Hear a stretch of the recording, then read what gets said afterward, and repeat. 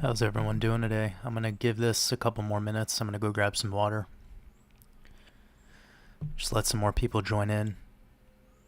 I'll be right back.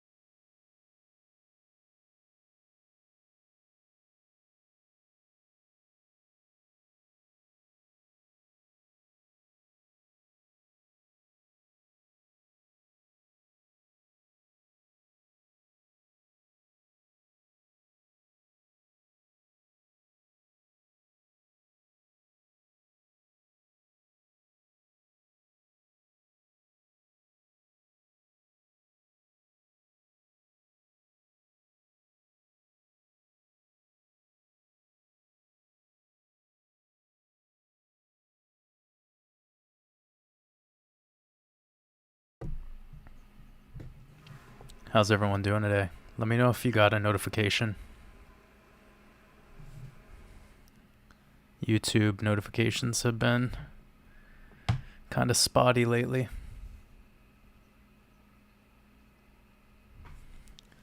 Be 1 second.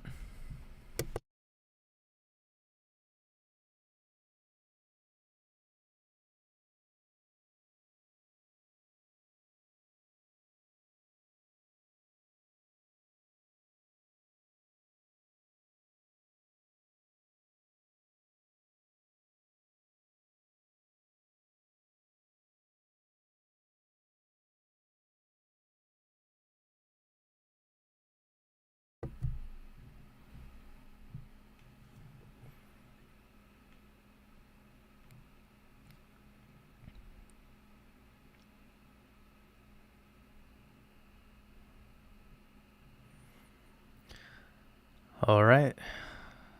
See, there's some people coming in.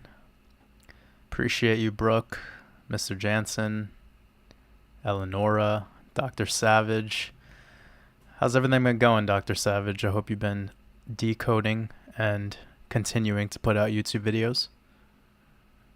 David N. Thanks for showing up, David. I appreciate you, brother. Susie Q. Pretend. Appreciate you.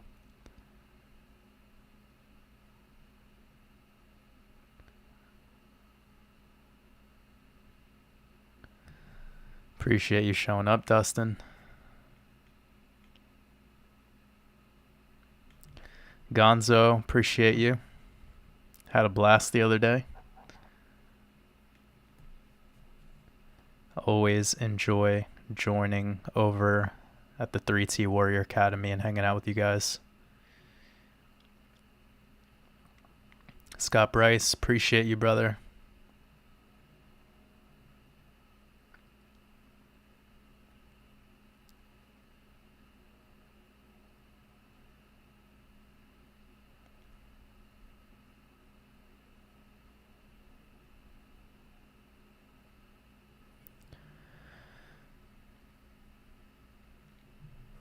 All right, let me check something out.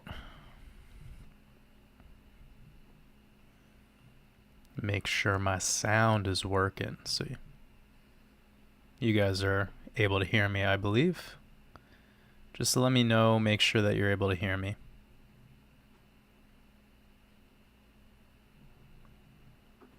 All right, we got about 140 people up in here, so we know the notifications are going through. Great. All right, well, let's kick this off. 5 p.m. Eastern Standard Time, Friday night. It's the new moon. Hope everyone is having a beautiful day.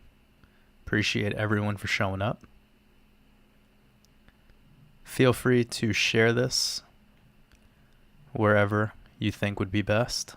High vibrational beings only. Jai Chef, appreciate you. Dan Hiltz.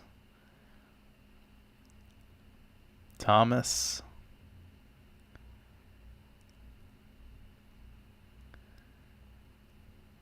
All right, great. Somebody's asking me to talk more about mudras and sun gazing. Yeah, we could definitely touch on that for sure.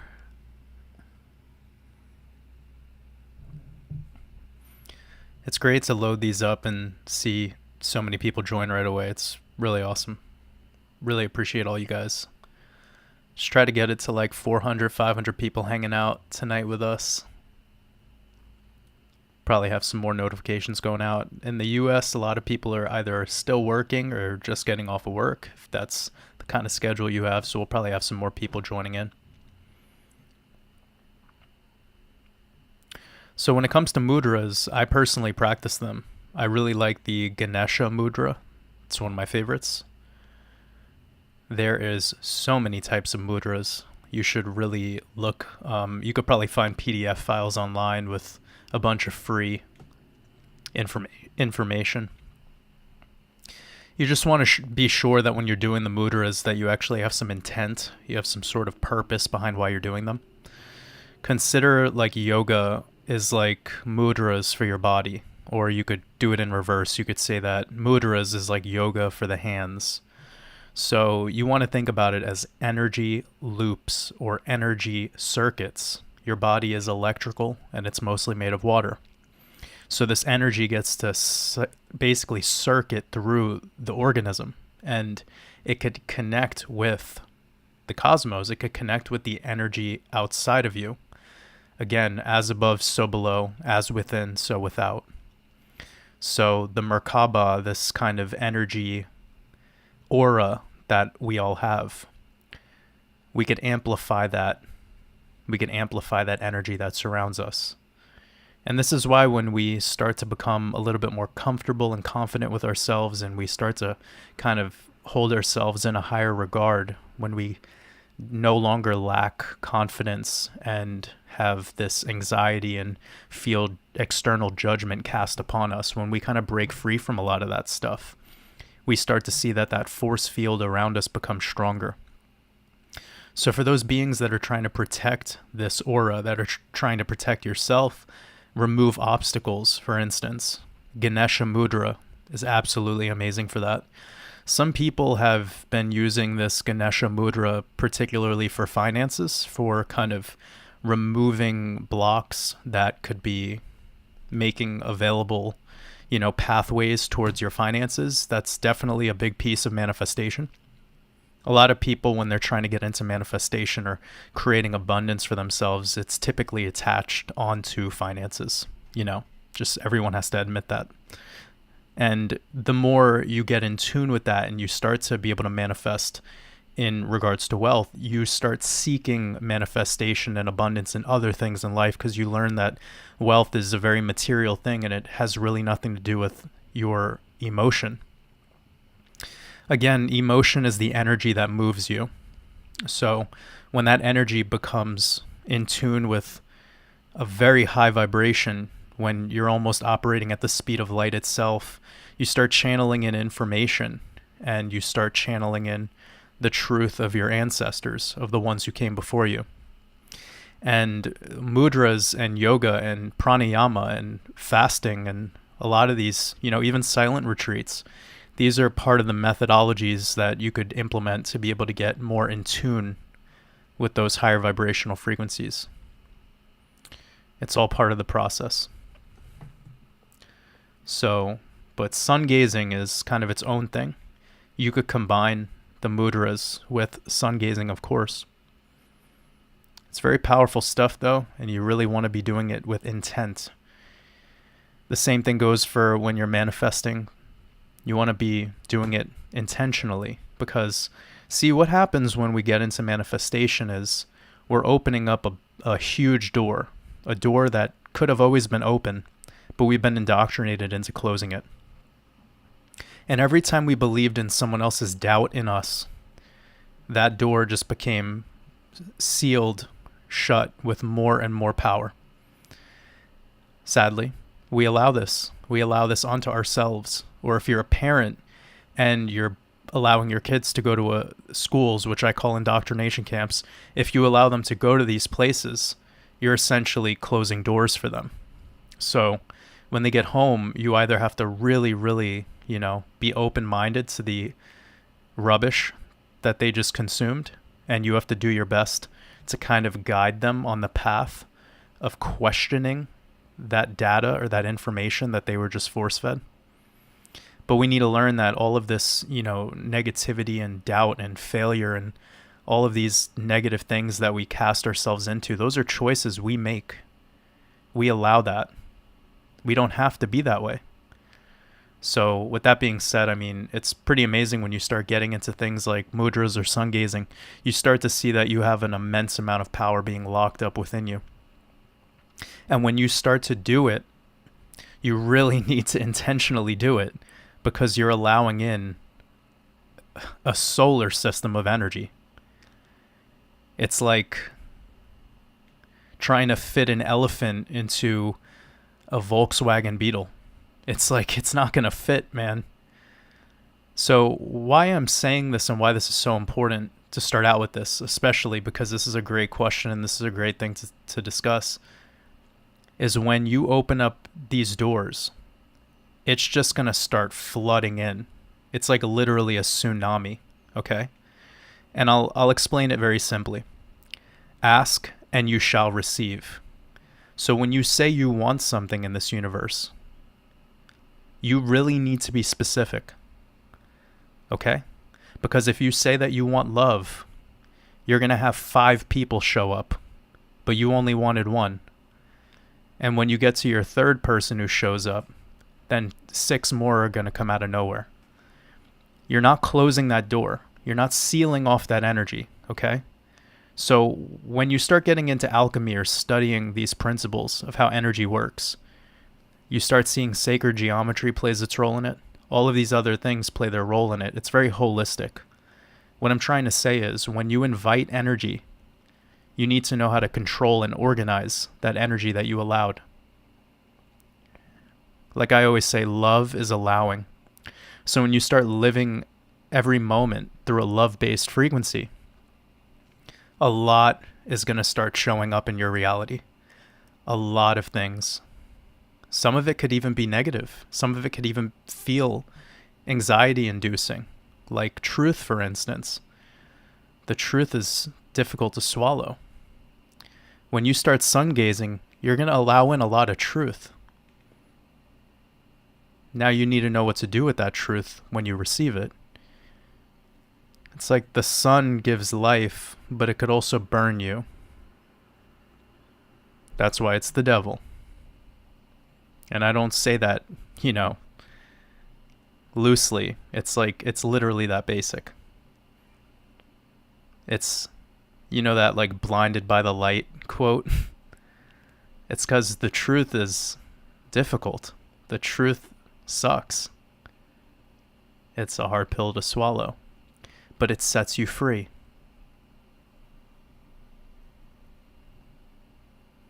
That's why Lady Liberty wears the crown. Ties back to justice, ties back to Virgo. And she's the queen of heaven in the mythologies. The one who holds the scales. That's all we're seeking is balance, right? In the mythologies in Egypt and also plenty others, they have this kind of image of weighing your soul against a feather. I always thought about that. There's this really amazing, it's like, we could call it an anime. I don't know. What's it called? It's with Duncan Trussell. It's amazing. I don't know if it's on Netflix or Midnight Gospel, I believe it's called. Maybe you guys could help me out. I don't watch too much TV or any of that, Well, I don't watch TV at all, but whenever I get recommended stuff on Netflix or whatever, I'll take it into consideration sometimes. And somebody was explaining to me this Midnight Gospel show, and it was this one particular episode that I watched where he was a character that was in jail, and he had to keep going through this series of experiences in jail. It was like a kind of like multiple timelines, like we're in a simulation, a simulacrum, whatever you want to call it, and we have these multiple timelines, right? And every time that this individual would like pass on, his soul would get weighed against the feather, and you could see that his trials and tribulations like led towards frustration. And by like the 20th time that he fails, you start to actually feel emotionally connected to the character. You're like, holy shit, that feels like me. That's like an extension of me. 'Cause it is. And what he sees is that this frustration in his failure, he was forgetting the biggest lesson, which is that every mistake or every failure is your best decision. So when you react to your mistakes or your failures with negativity or sadness or fear, your soul is heavy. You want to be like light. I was thinking about that, and you guys can maybe watch this episode if you ever get a chance. It's amazing because it's like a cartoon, but the way it's done is very trippy, very psychedelic. It's very well done. I believe I'm saying the name of the show right. I think it's called Midnight Gospel. But anyways, I hope you guys are doing well tonight. Kicking this off strong. We got almost 300 people in here. I appreciate all of you. I hope you're enjoying this beautiful drone footage of the autumn. It's like slowly transitioning into summertime where I am, so it's kind of the antithesis of what's happening in this video, but I love the imagery, so I thought I could share it with you guys.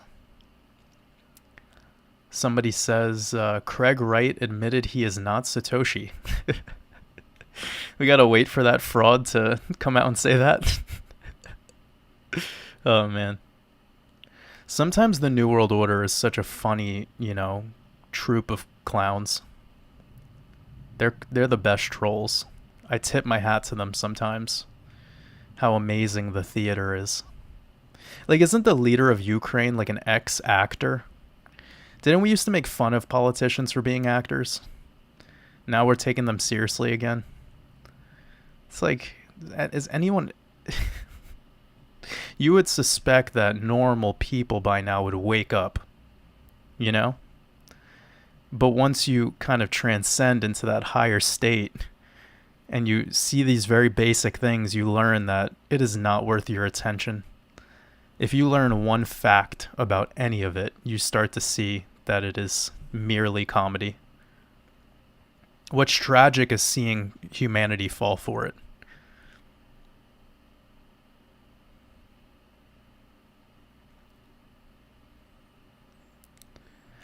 Okay, I'm going to say hi to a couple people. Appreciate you guys. It's great that you got some notifications. Definitely worked out this time because got about 300 people in here.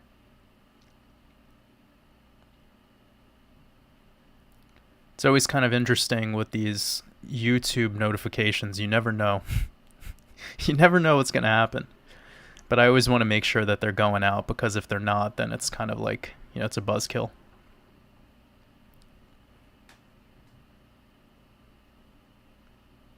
Okay, good.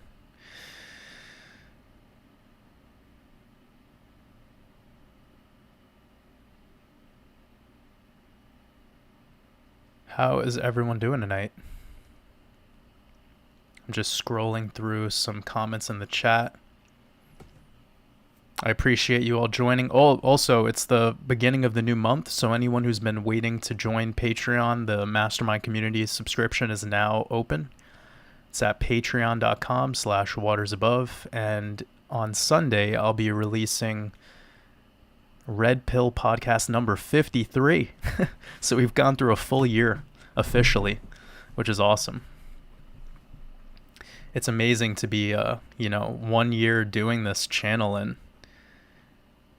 grew pretty quickly. It's really a beautiful thing. It's amazing to see how many people are supporting, and it's great to see the community behind it. I was just thinking today because I was working on a very, very comprehensive decode for Shemitah. I get a lot of people asking me about this sabbatical year and kind of like where we stand and what to expect next and all of that. So for anyone who's in Patreon or looking to join Patreon, that'll be my next big decode I share on the Patreon. It'll be about Shemitah and kind of the rest of the year outlook, like kind of how I am analyzing this market and the world stage pretty much till the end of this year. So I'm excited to get that out because, we're through like the first quarter of the year so far. Just turned April today. We have the trees are starting to look beautiful again. There's flowers. I mean, it's just starting to, the sun is coming out now. People are getting happier. So this is my time to just, give everyone the red pill in the next 7 months decode that I could share. I think it'll be really eye-opening. And I like to release these decodes within the community because then it starts a narrative. It allows us to have some time to discuss some of these key important dates that I'm finding.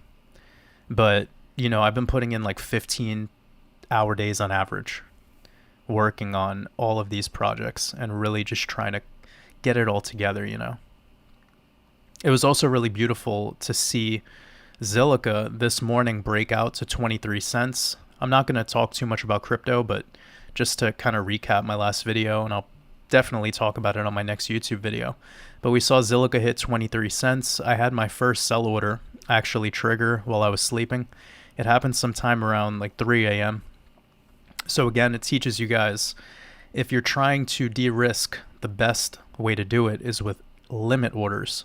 You don't want to try manually selling, because when you do limit orders, then they'll just trigger in your sleep. So it was nice to wake up, see some of my position de-risked on a coin that I've been holding for a really long time. I mean, it was beautiful to release that exit strategy all the way back almost a month ago. And we were talking about that 21 cent level. And then hitting that 23 cent level was so amazing. I showed a little decode today on the Discord for all the Patreon members. We have a Discord that's tied onto that for the community. And I was saying to myself this morning how Zilliqa kind of sounds like silica, right? And I just kept saying it in my head, and this is a lesson for any decoders out there. Like, the words are spells, so sometimes you'll stumble upon these decodes completely by accident. But anyways, silica is silicon dioxide, and silicon is the 14th element in the periodic table. And today's date is April 1st, which is the 1-4, right? And silicon in Chaldean Gematria equals 23. So, of course, on the 1st of April, the 1-4 date, Zilliqa hits 23 cents. Like, it's just comical how this code works, So it's beautiful to share this with the world and to help people become a little bit more savvy of what's really going on here. This isn't about news. It's so much deeper than that. It's so much deeper than that. So it's beautiful that we've grown so much and we're starting to, kind of see it even spill over now into some other channels. People talking about the moon cycles, people talking about Shemitah, people talking about, just the Hebrew calendar more and this more esoteric way of analyzing what's going on in the markets. I mean, imagine we had this information going back 13 years ago when Bitcoin was a penny. Like, wow, we would, we'd probably have our own fucking private island by now. But yeah, all jokes aside, I mean, we're never late. We're always on time. That's something you always got to remind yourself. That's another piece of wisdom for anyone out there. When we get into crypto or get into investing, it's very easy to say this, right? We always say, oh, I wish I did that earlier. I wish I bought that earlier, right? We all do this. Stop saying that. Just be grateful for where you are. Like, I get this a lot too in my emails where people reach out to me and they're like, oh man, I wish I found your channel like last year. And I tell them, I'm like, you're here for a reason, the same reason why I stumbled upon Gematria when I did. You know, I was lucky because I found out about Gematria after I already had all this base knowledge in these calendars and just the overall, you know, I mean, wow, we could really just talk about this kind of stuff for hours, but it was mostly the mythologies, you know, looking at everything through those mythologies, not only just Roman and Greek, but, you know, the Egyptian, Babylonian, Canaanite, etc. I already had a lot of base knowledge in that stuff, a lot of inner study. So when I got to the Gematria side of things, I already knew about numerology. I already had some basic, you know, fundamentals regarding numbers and word spells. So when you have that kind of like, you know, foundation, it's so much easier to get into Gematria. The biggest issue with a lot of people getting into Gematria is they don't have anything to connect any of this stuff to. They barely know the meaning of the numbers itself, and that's okay. That's totally fine. Like, that's why we're here. That's why we're doing this. You know, it's to teach these basics, because everything is numbers and letters. And then before they're numbers and letters, they're frequency, right? Everything is frequency. Everything is vibration. So I'm really excited actually to start working deeper onto just Gematria basic material to release later in the, hopefully before the end of Shemitah, which is September 26th. I don't want to put any dates on anything anymore, because that exit strategy blueprint that I released, that definitely, like, that worked me to the bone. I put in, like, oh man, that was a really tough past couple weeks for me. So I'm going to set up whatever I release next to be a little bit more conducive to my sleep and more conducive to, like, just me being a human and not sacrificing so much of myself and my energy for this stuff. But I just do it because I love it. You know, I love being able to spread this truth and spread this knowledge with the family. You know, it's amazing. It's amazing to channel in some of this information and to be able to share. And then when you share it, it's fractaling in nature, right? Like, because when you learn about it, you're going to tell someone else. And, you know, this stuff is very deep. So maybe your parents don't care. Maybe your girlfriend doesn't care. Maybe no one really cares in your immediate life. But that's okay, because it's just getting that creative, you know, energy flowing. And hopefully that influences people to start doing their own thing. You know? Like, that's what we really need to do. Any creators out there, you need to spark that creative energy in humanity. Now is the time. Like, I speak these words to all peoples. All of you can be creative. You're all creative. Channel that now. Put that energy and, you know, bring it into this existence. The world needs it. Trust me. If you think the world doesn't need it, then you're lacking that confidence in yourself, and you need to get rid of that. You are amazing. You could do anything you want to do. So do it. That's really my motivation behind everything that I'm doing, everything that I'm sharing. It's to unlock that spark within, because it's happened to me before. Like, I've been playing music my whole life, and music does that to me.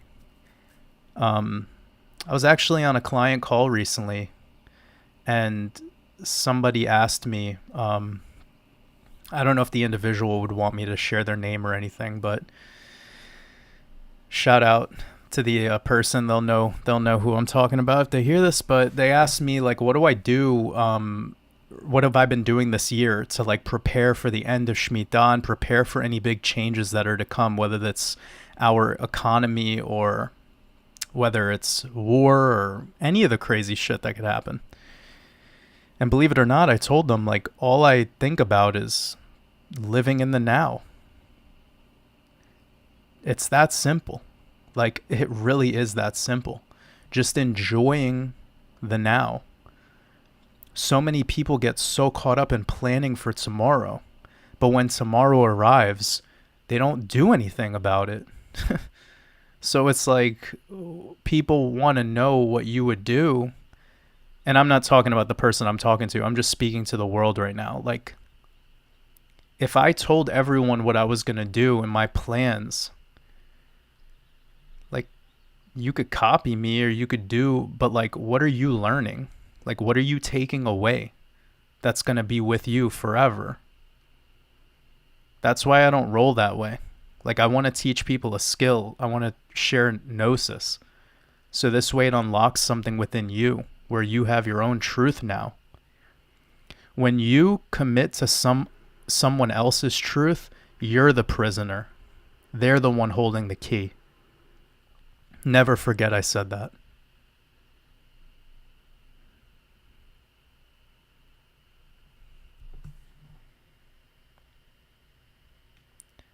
Just going to roll through some comments. It's amazing. We got 370 people up in here. It's beautiful. Less than a half an hour. It gets to 400.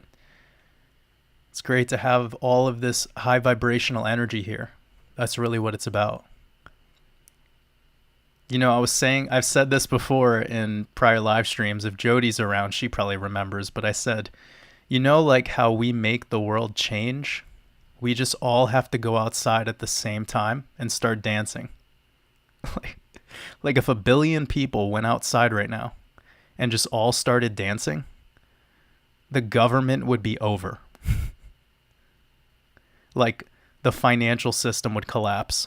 The fucking firmament would burst open. Like that type of coordination of just humans living in the now, just feeling something for once that isn't stimuli coming from the external realm. Wow. Right? Just close your eyes and imagine such a thing. I've thought about it before.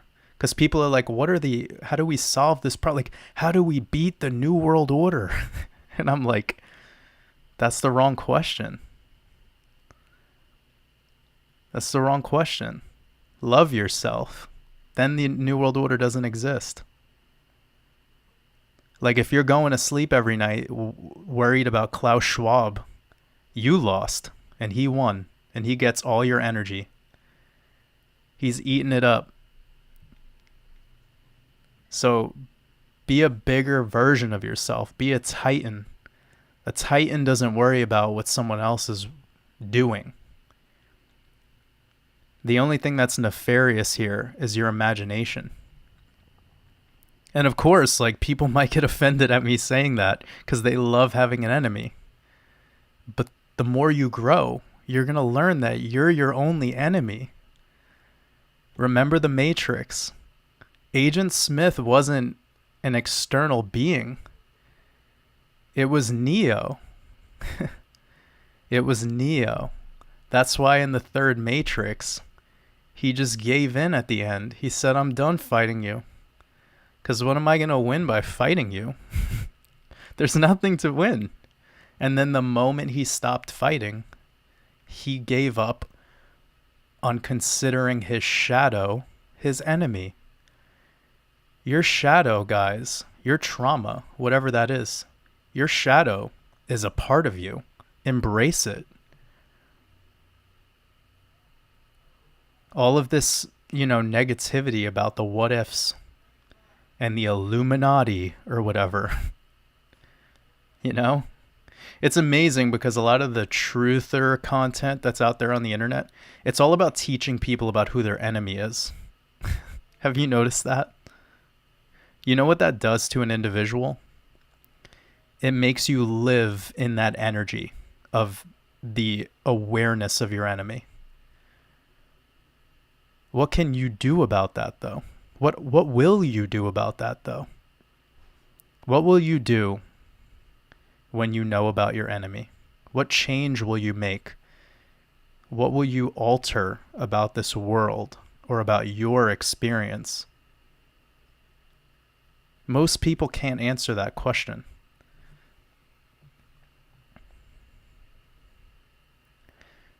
When you consider the enemy to be 0.00001% of the human population, it says a lot about yourself, doesn't it? And I'm all about removing myself from groupthink, because groupthink is what got us in this shit to begin with. If we were more empowered towards our personal truths, and we could allow everyone else's truths, we could come together and love each other, accept each other for our differences, for our incompatibilities, but focus more on what brings us together and what unites us, rather than what makes us different. Groupthink creates division more than it creates community. It's a false sense of community that people have with groupthink. And this is everything about duality consciousness. It's about left and right and good and bad and black and white and Christian and Muslim, and, you know, it's endless. It's really the age we're in. We're in that age. And I believe we're on the transition out of this age. And that's why a lot of people are waking up to these very basic things. And they're questioning for once, do I really want to be caught up in this groupthink problem? I mean, most people would barely identify that as a problem.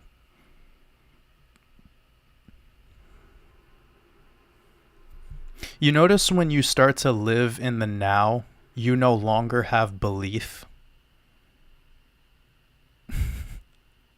Isn't that so profound? It's almost as if belief only exists before and after.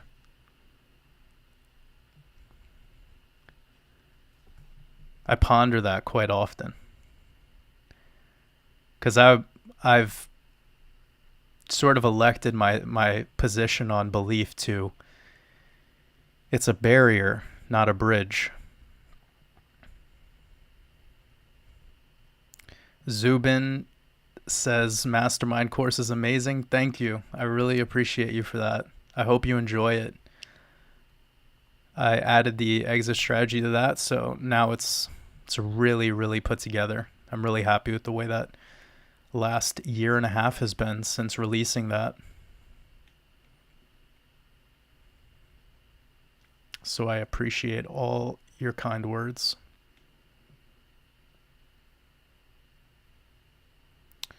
Somebody asked me if I checked out the new Marlon Craft track. No, I have not. I've been listening to Joyner Lucas a lot lately. I just went back and watched a bunch of his music videos. There's some amazing music videos. I mean, if you're somebody who like doesn't get out a lot of emotion in your life and you would like to maybe work a little bit on that, the music video by Joyner Lucas called I'm Sorry, that'll bring some tears to your eyes. And we need that sometimes. We all do, especially men. So it was very touching. I watched that music video a couple days ago, and it was like everything I needed. You know, I just needed that release. But I don't know all of Joyner Lucas's work. I've only listened to about like one album and then a bunch of singles, but all of it has been really good. I just like his storytelling ability, which is like a very similar kind of vibe to what Tupac was, like more of a storyteller. And I enjoy that type of art more, like the art that is more of a story and more of like a sharing the lessons learned through the trials and tribulations. I also watched the music video for oh man, it's not named the same song on the music video, but it's that Kendrick Lamar track called You. Absolutely amazing. Like the amount of emotion in that, incredible. What else have I listened to lately? Nick Grant. Been listening to Nick Grant a lot. Vince Staples. Past couple songs that he's released are just amazing. Basically, just been listening to a lot of hip hop actually. But I have actually. What else have I listened to? I'm always kind of cycling through Mars Volta tracks, and I was listening to some old school like punk rock the other day, some Jim Carroll band. Anyone out there who knows about Jim Carroll band, shout out. You're a legend. They made an amazing movie about Jim Carroll called The Basketball Diaries. It's I think Leonardo DiCaprio was in it. I watched it a real long time ago, but it was really good. It's really good. Jim Carroll wasn't super big, but he did have a couple songs that were, you can tell he was kind of leveraging on his experiences and creating poetry through those experiences and being very open about it. And that's a beautiful thing. Actually, you guys know me. I never talk negatively about another creator or another artist. I get asked often to like share my opinions about people, and I try my best to stay away from that because I value all people out there that are sharing their truth with the world. And I respect those people a lot. And whenever I do have anything, negative to say about another being, it's because I have, given that context and that outline, but you guys know me by now. I try to keep it like like all about respect, and a bunch of people about like 6 months ago or so, they were asking me about Jordan Peterson, and they're like, what do you think about Jordan Peterson? And I don't remember what I said, but recently I saw a video of him. I don't know how recent the video was, but I just watched it like 2 or 3 days ago. He was getting interviewed by some guy in the United Kingdom. I believe after he did a little bit of like a book tour at a couple of the colleges in the UK. And he was asked like, how are you? Like that was it. And he started crying, and he was like saying that like he's doing amazing, but like the reason he's doing amazing is not the greatest reason, And it was basically him saying that everywhere he goes in public, he'll have people that walk up to him that just share these really dark truths and give him some love. Just be like, hey, I was going through this thing. I'm suicidal, or someone passed away in my family, or dealing with drugs, or whatever it is. I have suicidal thoughts. I have homicidal thoughts, like whatever it is that these individuals were going through. They go straight up to this, to Jordan Peterson, and they expose that. And they thank him. And he said that is a beautiful thing.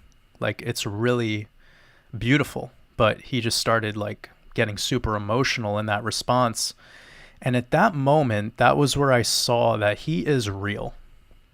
Like, he's a real one. Because that's happened to me like a couple times in my life, where people have, like, I don't go out, I don't show myself. I do that on purpose because I want to protect my energy. And I want to purposefully just be the throat chakra, like this kind of like, tap on the pineal gland that says, hey, you can, like, you're there. Just accept how great you are. That's what I'm trying to do with everyone who follows my work. Like, don't worry about me. Don't worry about me. Remember you. Remember how great you are. That's like all I want to do for people. So there's been times where I've spoke to people in person, people in my life, and I'll talk with them like I'm talking with you. And you guys could ask any person who talks with me on the phone, like any client I've ever had, anyone.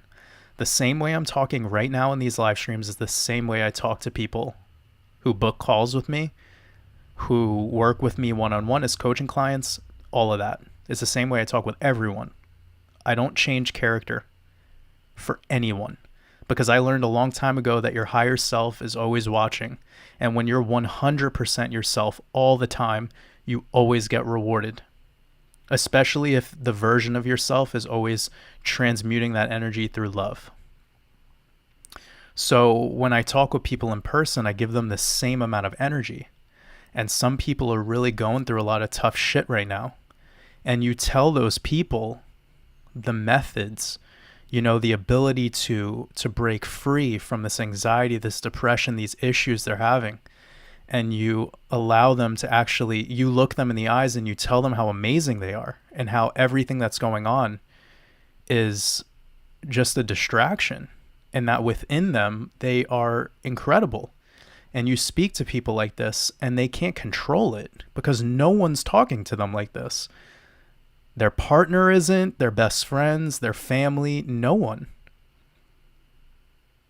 And to hear that, it will make people fucking just start crying and just become super emotional because they needed that release and they never felt comfortable being able to have that release. So when I saw Jordan Peterson react like that, I knew it was because he does that on a daily basis. He's going around telling people their truth, like his truth, and unlocking those truths for them. And of course, his platform is huge.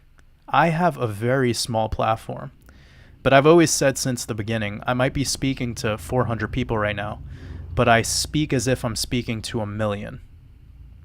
That's another thing, guys. Like, whenever you're talking to anyone, whether it's one person or if it's a group of people, hold your words as if they matter so much. Make them count. So if someone tries being a troll or someone tries getting the best of you or they want you to try to prove yourself, don't do it. Don't stoop to that level. Speak your truth as if it's your truth and it's coming from the heart. And when you speak those words that way, you could never be wrong. So I know Jordan Peterson does this at a high level. And I could see how it's affecting him now. It's affecting him. His lifespan is going to be shortened tremendously from the amount of energy that he's giving. Because, you could study the yogis. A lot of them have short lifespans because they transcend through this human vessel very quickly. The vibrational frequency of their soul can no longer house. It can no longer be in a house. It can no longer be in a body. It has to go. So that's why you hear about all these, yogis transcending very soon. It's actually another big piece to this 27 club shit ritual that they do, which that goes into cloning and all this other stuff. And we could go there another time. But to keep this more on the spiritual and conscious, vibe. Yeah, I just wanted to say that about Jordan Peterson, respect. I saw the emotion in him. I felt the emotion. I didn't feel like it was a fucking act. He didn't look or feel to me like an actor. I saw a real man feeling his feelings. And the response and just the vibe, it was like you couldn't make that shit up. And a lot of these famous people are all actors. Pretty much all these apex predators are just classic actors. And there might be many, many moments that I have not experienced where Jordan Peterson was being an actor. So I'm not speaking on every single moment of this man's life or career. I'm just responding back because a lot of people have asked me how I felt about that individual. And I never had too much to say until this recent video. And then I was just like, oh man, I got to give this guy his flowers because he's golden, he's golden child. And that's important. We need more people, especially men, on that king level, we need more men on that king level. And all of those women out there, you need to get on that queen level. Be goddesses. Know your truth. Explore your truth. Share your truth. Don't fucking worry about what anyone thinks on social media or any of that shit. Just own it. Be you. It's like the whole planet right now is really going through a lot of metamorphosis. You know what I'm saying? And throughout this metamorphosis, we're trying to figure out what our final form will be. Do I want to Do I want to transcend to this butterfly, to this beautiful, multicolored, gorgeous thing? Or do I want to just keep my original state because I don't want to let go? And I feel as if that's where most of humanity has always been. They're always trying to live. You know what I'm saying? They're always trying to stay here forever. That's why they push these vaccines and they push pharmaceuticals and all this other bullshit. Because they want you so fucking scared of death. Because you believe death is real.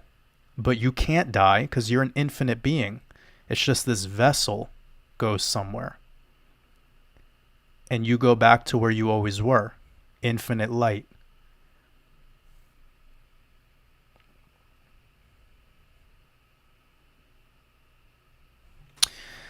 I got a super chat from Yomez. I really appreciate you. Sending you lots of love. I appreciate your support. Asking about Loosh and pos of moon extracting energy. Position of moon extracting energy. I don't know exactly what you were trying to say in your message, but okay. All of these terminologies that are given to these specific things, like, call it whatever you want.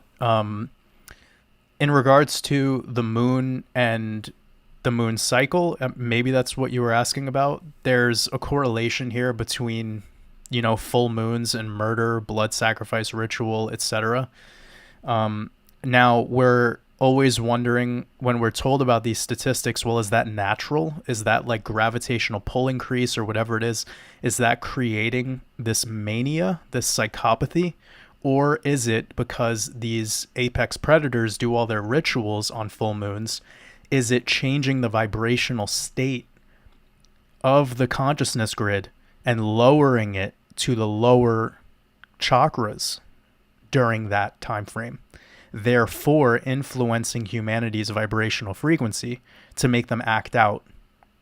So that's how I would look at that. But regarding this terminology, loosh, it's been very buzzwordy. I've heard it quite a bit in the recent time, the last year or so. Don't really have much to say specifically about that comment. But if you were asking in the second part about the position of the moon, then yeah, I gave kind of like a multifaceted answer to that. At the end of the day, the elites, or I don't like using that word, but I've seen the satanic calendar and the calendar of the Druids, and they're all very similar.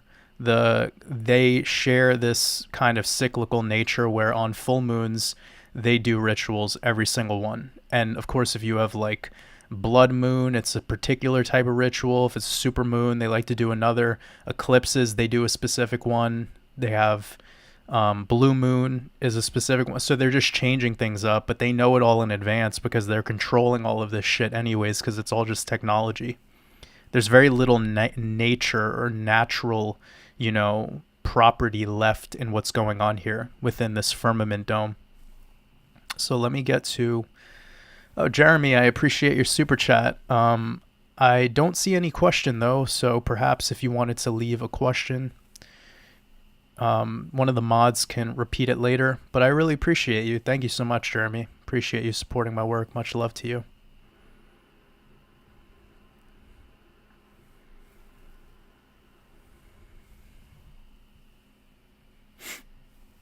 I'm just getting around to some comments. Got about 420 people up in here. It's beautiful. I appreciate all of you. Giving out some clear pills tonight. Okay, awesome. I'm seeing some people comment that I was correct when I said midnight gospel. I'm really glad that I remembered that. So many things going through my head all at once, so it's hard for me to remember some of those things. Oh, great. Okay, so people like the drone footage. Oh yeah, it's autumn over there in Australia. Unless you're in like Sydney, and then it's like raining all the time over there, right? Like I heard it's pretty wet.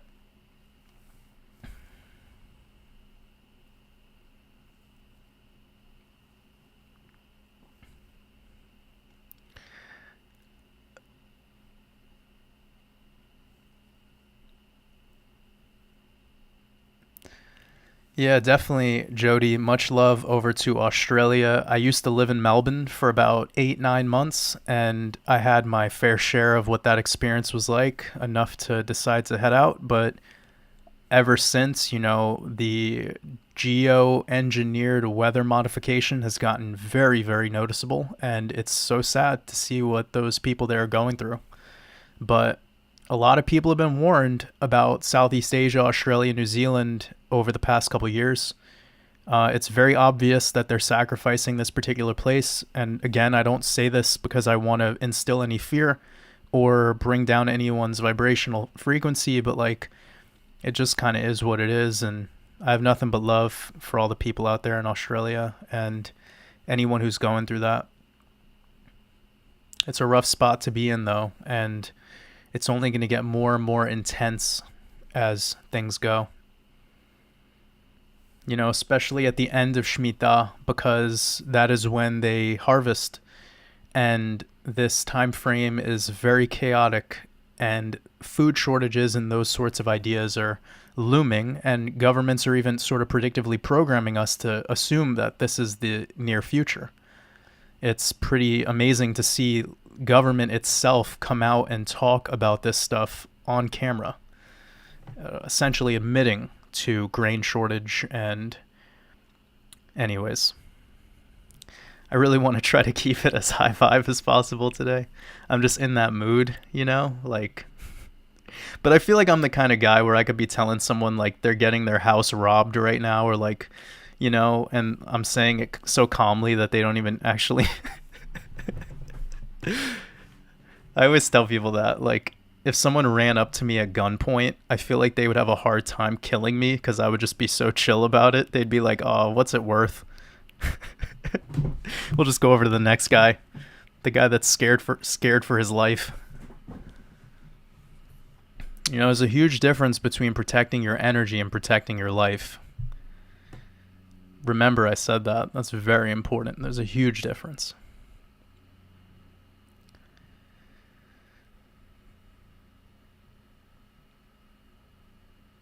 Mick B, I appreciate you. Thank you for the 1 year anniversary. Congratulations. It means a lot. It is really amazing to think that this has been going on for a year now. Like, we've probably done almost a full year of live streams every weekend too, every week. So just it's amazing. No, I don't live in Australia. I live in the US currently. Tentatively, I should say. I have no plans. I'm just living it day by day. Who knows where the wind will take me?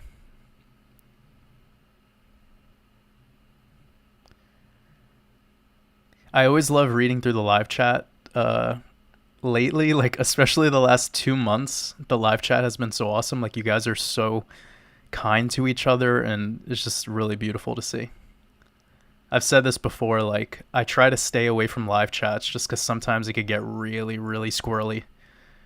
But this one is always amazing. It's like such a good energy, and I love the way we maintain that energy, just like as a family, as a community.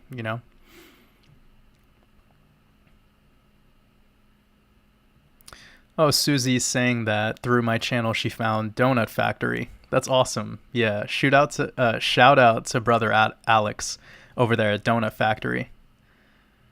I'm excited for whenever our next interview goes up on YouTube. I think he's working diligently to get that edited. He always does amazing at editing. So shout out to Donut Factory. Go over there and check out his channel. And he does amazing work. His stuff's awesome. So by going over there, you'll probably get updated whenever our next interview gets posted, which should be pretty soon because we've done it a couple weeks back and should be going live any moment.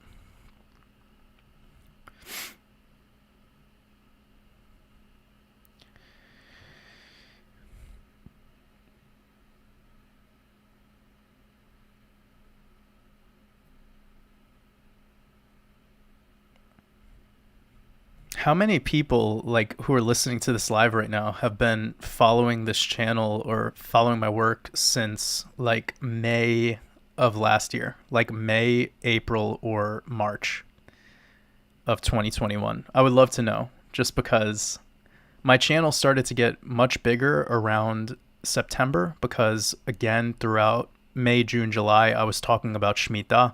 And then when we got to Rosh Hashanah on September 7th, it's just like my channel just got flooded with a lot of exposure. And again, I'm super grateful for that, but it brought in a lot of exposure. And it's always amazing to see the people that have been kind of around since those early days before September. So I just got a super chat from Jason Fish. Appreciate you. He says, "What's your mode of transportation to secure your black grapes?" He says, "What?" I appreciate you. What's your mode of transportation to secure your black grapes? Bicycle, car, wolf, or giant white deer? Telekinesis. That's how I do it.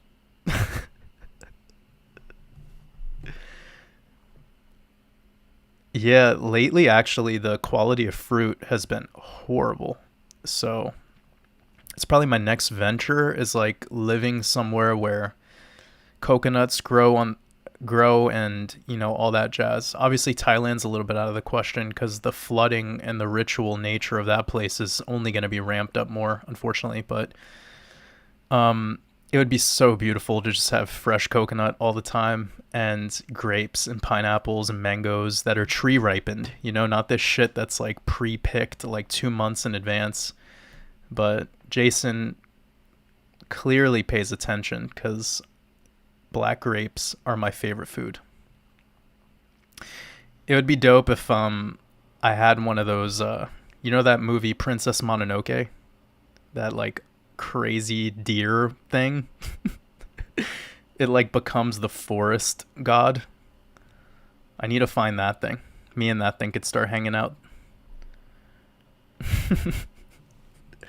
Thank you, Jason, for making me smile. I appreciate you. Just gonna run through some questions since we're pretty early in the live stream so far. It's only about 6 p.m. right now, so we've been going for like an hour.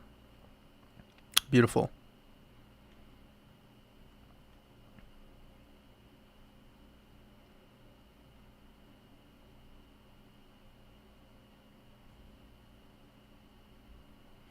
Yeah, somebody says, kind of strange, isn't it? Almost 400 people from all around the world. So many people. I think it's very unique. Yeah, I've thought about that too. Like, we don't know the official population numbers, but there's billions probably.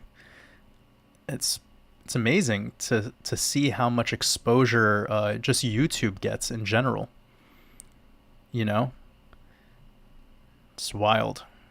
And I have a super tiny channel. Like, there's crypto channels out there that have millions of followers. But I don't think I would want to get, like, I wouldn't say that I ever want to slow myself down. But, you know, it's kind of interesting to me. And again, I don't say this out of any judgment whatsoever. Like, I'm being super calm and zero judgment. But when I'm seeing these 1 million subscriber channels and they're putting out like 5 videos a day, that's a lot, you know? Like, is that, to me, that's content. That's not art. Like, I'm an artist. I'm not a content creator.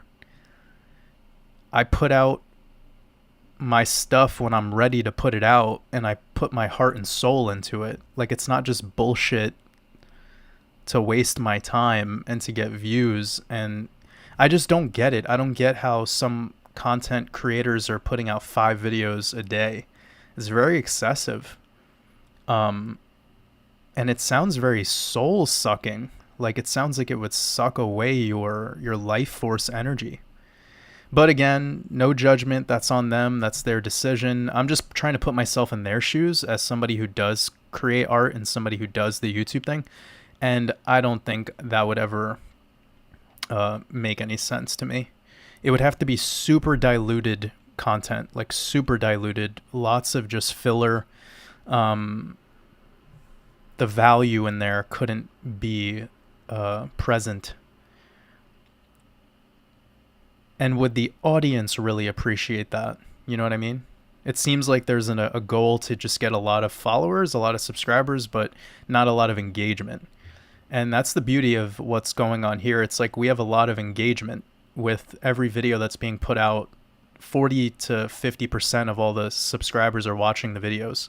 And out of my subscriber count, I looked at the analytics like 3 days ago for accounting purposes, but like it was just amazing to see that like 80% of the people that are subscribed to my channel are watching the videos. So that's actually the opposite of what a lot of YouTubers say. Typically, a lot of YouTubers have about like 20% of their subscribers are watching 20% of their views are coming from subscribers. Mine is like 79%. So I am so grateful for that, because what it says is the people who are actually subscribed to my channel are really watching what I'm putting out. And that's awesome, you know? It's nice to see that feedback is what I'm trying to say. So I'm always so grateful when I see stuff like that.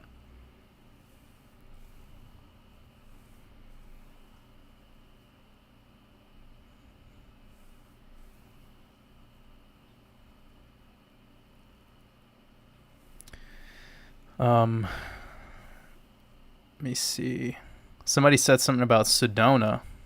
Sedona's pretty dope. Some people say that there's some like energy vortex there. And what I must say is it really depends. Like you need to go at a specific time of year because it's very touristy in Sedona, Arizona. And not only is it very touristy, but there's these traffic circles where like the roads have circles in them, and it creates an insane amount of traffic.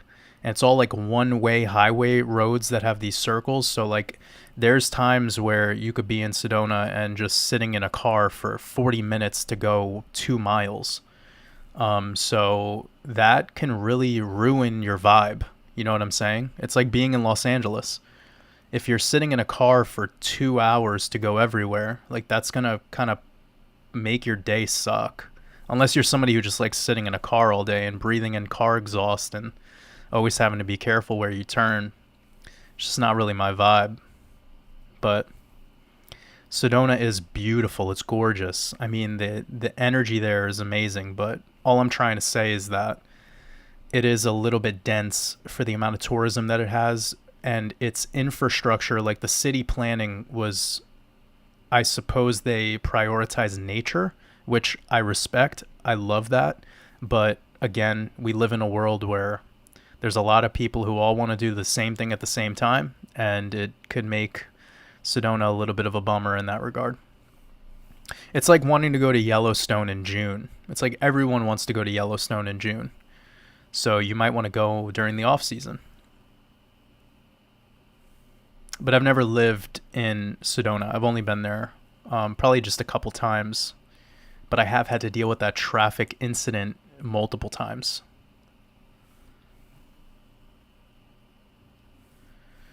Somebody asks me if I like Hobson. I actually don't know a ton of Hobson's work. He's extremely talented. I could tell he's talented. But one thing that I can say about Hobson, though, is he exposed a lot of what's going on with like cloning in hip hop. I remember him kind of exposing Gucci Mane, and I knew Gucci was a clone. Most of these entertainers are clones, but Hobson came out and exposed what was going on with that, and it was pretty amazing. I was like, whoa, this kid is he's not keeping it to himself, that's for sure. Anyways, yeah, I thought that was it's one of those things that you're bound to find if you're seeking truth, right? How most of these entertainers are just created in a deep underground military base. See, what a lot of people don't know, and this is very, very deep, and I will probably pivot away from this soon just for purposes that I'm sure you could understand. But these dumbs that they speak of and this Q psyop stuff and getting people so focused on the trafficking, which is real and horrendous and absolutely fucking heinous. And I would, we get that, right? But what's deeper, like when the red pill becomes the purple pill and then becomes the black pill and then becomes the clear pill, like this transcendence is to keep people away from the fact of cloning facilities, and that all these politicians and all these leaders on the world stage are all just having a consciousness transfer from one host to another host. And it's because that their physical body, it is a blood type and a composition that cannot just host any type of being. You know what I'm saying? So this is why they do these arranged marriages and why they interbreed. They can't co-mix with other bloodlines. They can't, because their bloodline can shift dimensions. So it's amazing when you start learning about cloning facilities and what's going on with all that jazz. And you got to remember, every truth that you're learning is to set you a little bit further from a deeper truth that is so much more profound. You know, it's kind of like the ball earth versus flat earth conversation. Like, it's so deep, it's so multifaceted, and you learn that whilst you're finding that truth and you're no longer accepting the truth of the narrative, that there's like a Russian doll effect to all this truth, where it's like, you lift open the doll and there's another truth, and then you lift that up and there's another. It's a layer. You know what I'm saying? So it's pretty amazing to learn about all this stuff. It's like you could just imagine these apex predators are like sitting, in a leather couch right now, drinking scotch, just like rubbing their scaly hands together, just like laughing at us believing in anything. Because that's all they need. They're like, we just need to get them to believe things. That's why that's why I'm preaching a free mind. Because when the mind is free, when it's no longer in the shackles of belief systems, when it could break free and be infinite like the light being you are, you no longer hold form. It's like what Bruce Lee said, like, be water. Because when you get there, you're now protecting the ultimate energy, which is your attention, right? So the belief system requires an immense amount of attention. And we have to ask ourselves eventually, like, do I want to keep giving this structural thing my juice, my gasoline? Like, I don't know about that. Like, in order for me to be set free, I have to let go.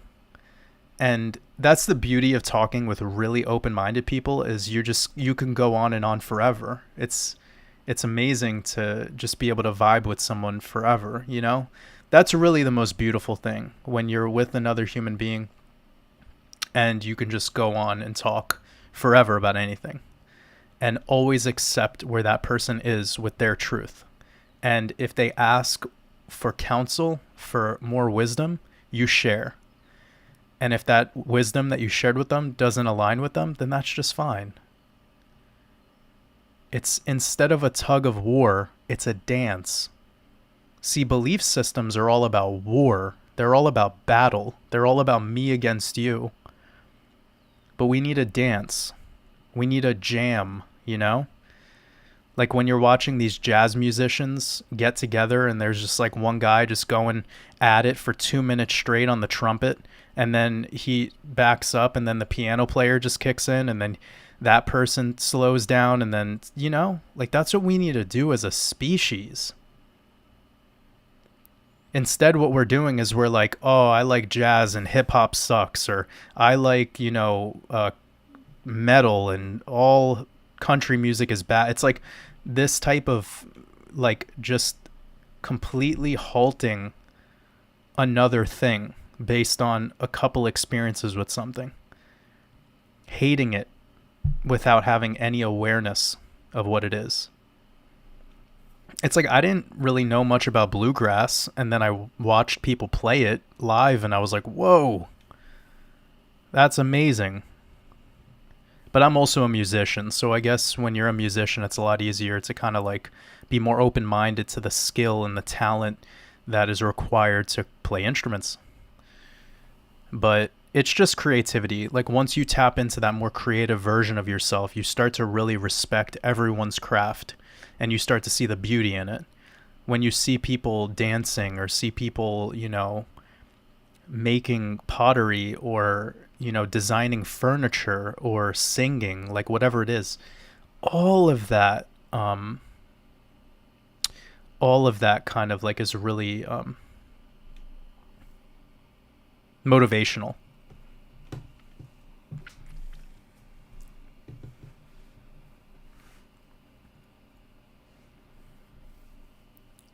Just move on to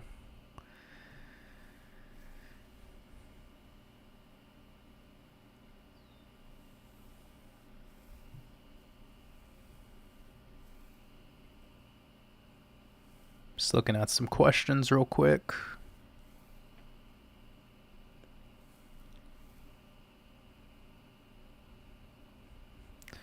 Oh yeah, God Gave Lamps came out with a new video today.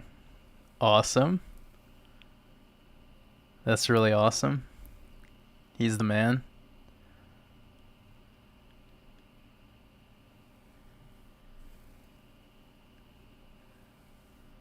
Yeah, we talked a little bit about clones. Somebody asked about that. Said about... All right. Adil, appreciate your super chat. Thank you. Much love.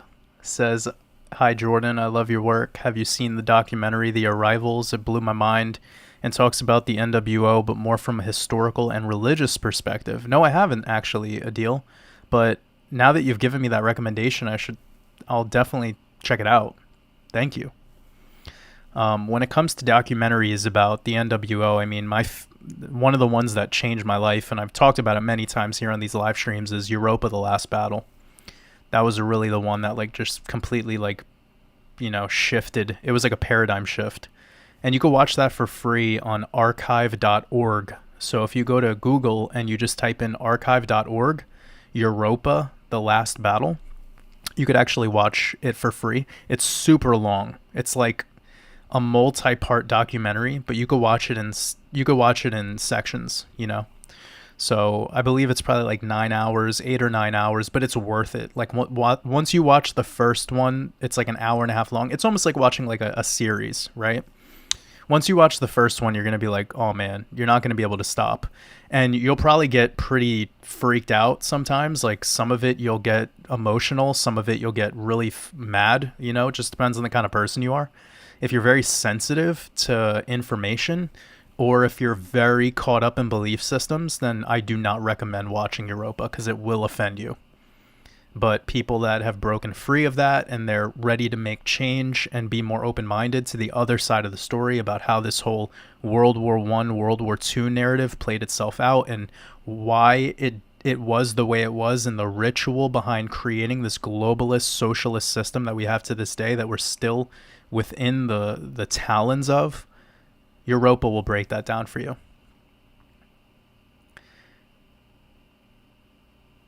I mean, even in the movie Europa, they have rabbis speaking in Hebrew, talking about, some rabbis speaking in Yiddish, some speaking in Hebrew, but it doesn't really matter. They just have straight up rabbis in that movie, in that documentary, talking about the other side of the story of World War II, and you start to see that like it's foul. It's a lot worse than we thought, and it's pretty much the complete opposite story of what we're told. So for those of you out there that especially like to learn about economics and the economic angle of all of like what's going on with war, because that's all war is about anyways. War is about currency, and it's the currency of the soul, okay? This is why they're called soldiers. They're soul dyers, They're soul killers. That's what a soldier is. And if you're in military or you know someone in military and you're offended by that, I'm sorry, but it is what it is. Taking another human's life at the expense of an idea of freedom is a false reality that's completely fabricated. You're essentially just perpetuating a blood sacrifice ritual for another entity that doesn't want to get their hands dirty. And they get to siphon all that energy and use it accordingly. It's fucked up, and it's something that's done as if it's a game, but it's life. And when you start to see the truths of what's going on in all of this, it doesn't matter what group you believe in or what group you belong to, because at the end of the day, we're all one. We're all sharing the same heartbeat. And the ritual that takes place here through these wars is about the currency of the soul. And that's why this current war we're in right now is about the currency of consciousness.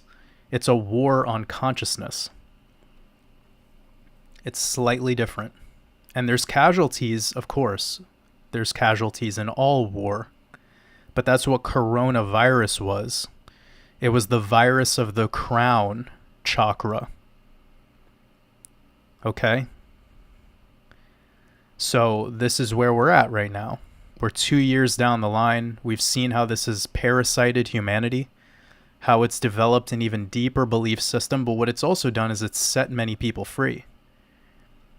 It's allowed many people to have contrast and say to themselves, I don't like the way this world is going. It doesn't resonate with me. So I need to make a change. I might lose friends, I might lose family along the way, but I'm going to be true to myself. And when you start to align with that energy, you become more abundant. The communications that you have are more genuine. The love that you have in your life is real love. It's not fake love. A lot of the love that we have in this world is fake. It's holding hands, it's likes on Facebook, it's bullshit. Love is allowing, and through that process of allowing it, it requires an immense amount of inner standing. You have to be okay with everyone else's perspective and perception. You can't get offended by that.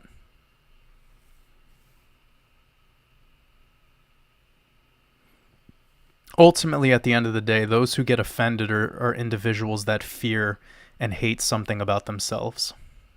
That's something they're working on. It's within their shadow. And they'll eventually need to deal with that someday.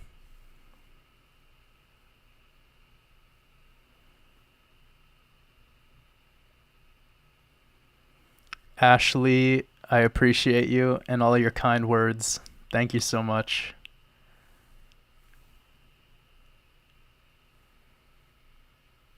Somebody asked a good question about going deeper on protecting your energy versus protecting your life.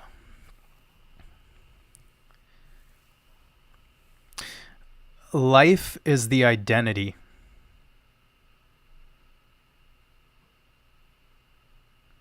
We identify as living beings.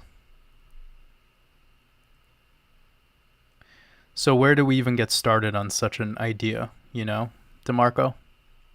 Like, I would love to talk about it, but it's more of something that we need to just freestyle and channel in that idea and see where it goes from there.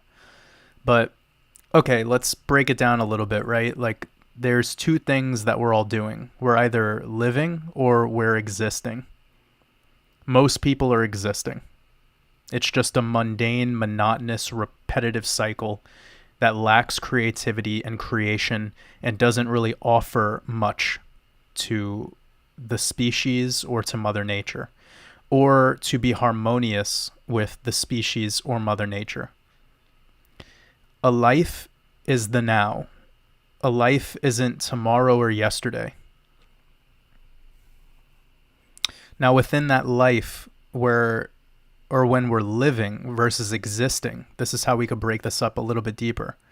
And existence is when you forfeit or allow your energy to go into things that are external, when you externalize your energy.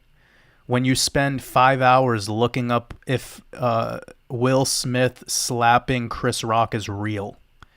If you're wasting your fucking time doing that shit, you're existing. You're not living.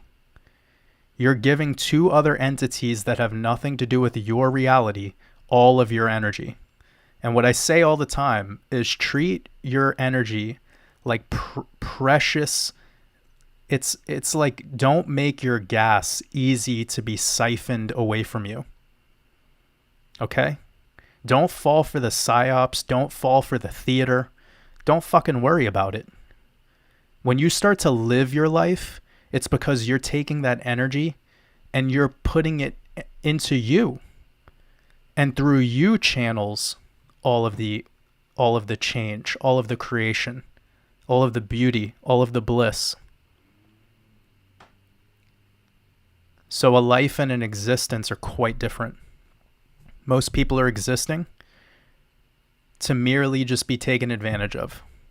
And through this process, they choose to make uncalculated, unsophisticated decisions over and over again that supports their stimuli, but doesn't support them. So it's just a consistent stream of dopamine providing them someone else's truth to give them some feeling of validity and purpose.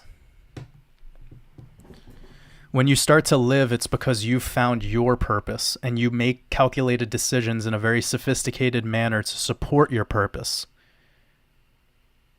You now have this dialogue going with your higher self. So you get to choose where that energy gets used, right?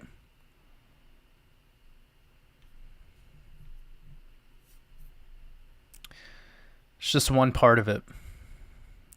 So much to say about that particular idea, though, because I think about it quite often. I get a lot of energy coming my way every day, and I'm always like managing it in a state of progress where I try to be the magician. You know what I mean? I'm always just trying to convert energy to support my purpose, because I know that if I could take hate and transmutate it into love, then when I come here to make my live streams or to make YouTube videos or to talk to the community, or even when I'm messaging people or talking with clients, I'm not bringing that hate with me into that scenario. I'm treating and giving every person in my reality the love and the respect they deserve. So many people who are just existing, they get offended by something that happens externally and they bring that energy with them into their life. They take how the election results went for the presidential election and they bring that energy with them. Some people, it will fucking destroy their whole life because they let it. They will let a president dictate their energy for the rest of their existence. So do you know what that's called? That's called slavery. You're doing the energetic work for free. You're literally allowing them to have your currency for free. You work for them, whether you hate them or whether you love them. When you start to live your life, you work for yourself. You select energy to be channeled through you, because through you, as the universe, are all things, your infinite consciousness. If you want to be, we could all make a choice, though, to just merely exist. But I would suspect most of the people that have made it here to this live stream that are still hanging out with us, you're on that path of a life. You're living. You're doing things because they vibrationally align with you. You're talking with people because they vibrationally align with you. You're creating relationships, business partnerships. All connection you have in your day-to-day life is with individuals who actually match your vibrational frequency. And if they don't, you at least have the tools and you at least have the ability now to locate that and to do something about it. And that's beautiful. When I woke up and I saw that all the power was within me, it changes your life. It really does.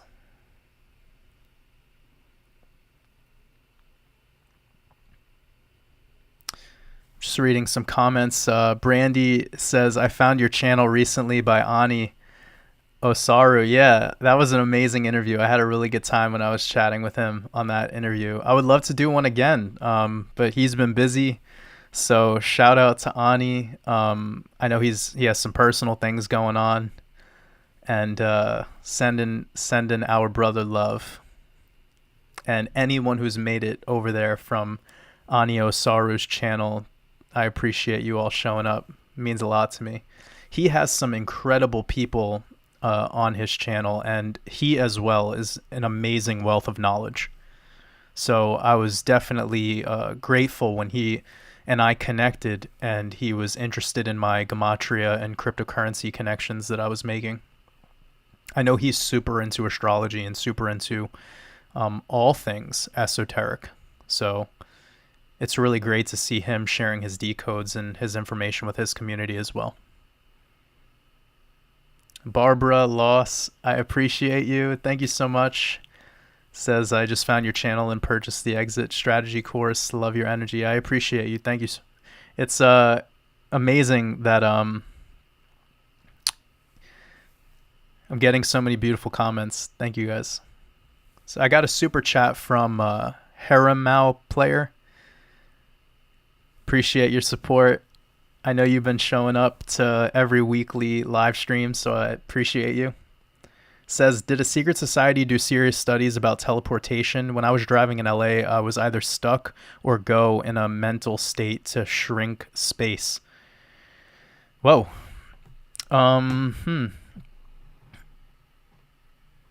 Let me wrap my head around that question. Okay, so teleportation and portals and shifting dimensions and all of that jazz is a thing for sure. There's devices for that, and there's also something called looking glass technology, which the Vatican has and CERN has, and a lot of deep underground military bases store this technology. And they have communication systems between each other so that they could be able to essentially tabletop exercise what the future will be like. And there's a couple of shows out there where they've given us like predictive programming, essentially showing us how all this shit works. So shout out to Hollywood, because like I've told you guys so many times, when we start to change the way that we perceive things through a new lens, we're no longer being entertained anymore. We're starting to see that all the truth is hidden in plain sight. And that's an amazing thing, because instead of wasting our time watching a bunch of Hollywood bullshit, we're starting to see that all of that stuff is actually more like a documentary. Like, they show you the mud floods, they show you the post-apocalyptic civilization. They show you all this stuff. They showed you the Matrix. They're giving you all that. Like, you know what the Matrix is? They called the underground Zion. They're literally showing you Sheol. They're showing you hollow earth, inner earth in the Matrix. They're showing you all the truth, guys. The machine world is already here. You just have to have the eye to see, not the eyes to see, because the eyes on the sides lie. This pineal body, once it wakes up, it sees only truth, and it's Pandora's box. You can't ever shut that ability to see that vibrational frequency that you're now allowing. So, great question. And of course, secret societies, they are practicing and studying all of the craft work, all of the craft work. Everything that goes back to the ancient Egyptian mystery schools, everything that's discussed in, the Theosophical Society. That's all very amazing information that, again, you could go out of your way and find out about. For instance, a lot of what's going on with Agenda 21 and Agenda 2030 is all stuff that has been mimicked from the work of Alice Bailey and Helena Blavatsky. And they had ties to the Vril Society, which had ties to the National Socialist Party in Deutschland, and they had ties to what was truthfully going on in Antarctica, at the parts of Antarctica that we're not allowed to go because they're tropical. There's parts of Antarctica that literally have, they bear fruit, and you have palm trees, and they don't allow you to see any of that shit. So anyways, I got a super chat. I'm going to read this one real quick before it goes away. I appreciate you, Daitan. Says, Jordan, thank you for all you give. So stoked I found your work. What are your thoughts on Crater Earth? God Gave Lumps was a game changer for me. So yeah, that's why I shared that guy's channel and talked about him so many times. So, of course, I find his work absolutely amazing and very enlightening. There's not much more to say about it. I believe that people should just go out of their way to go check it out themselves. His channel name is God Gave Lamst, and if you don't know what I'm saying or how to spell it, somebody will probably write it in the comments, or you can just look up Crater Earth. If you go on YouTube and type in Crater Earth. And now, I don't believe in Crater Earth.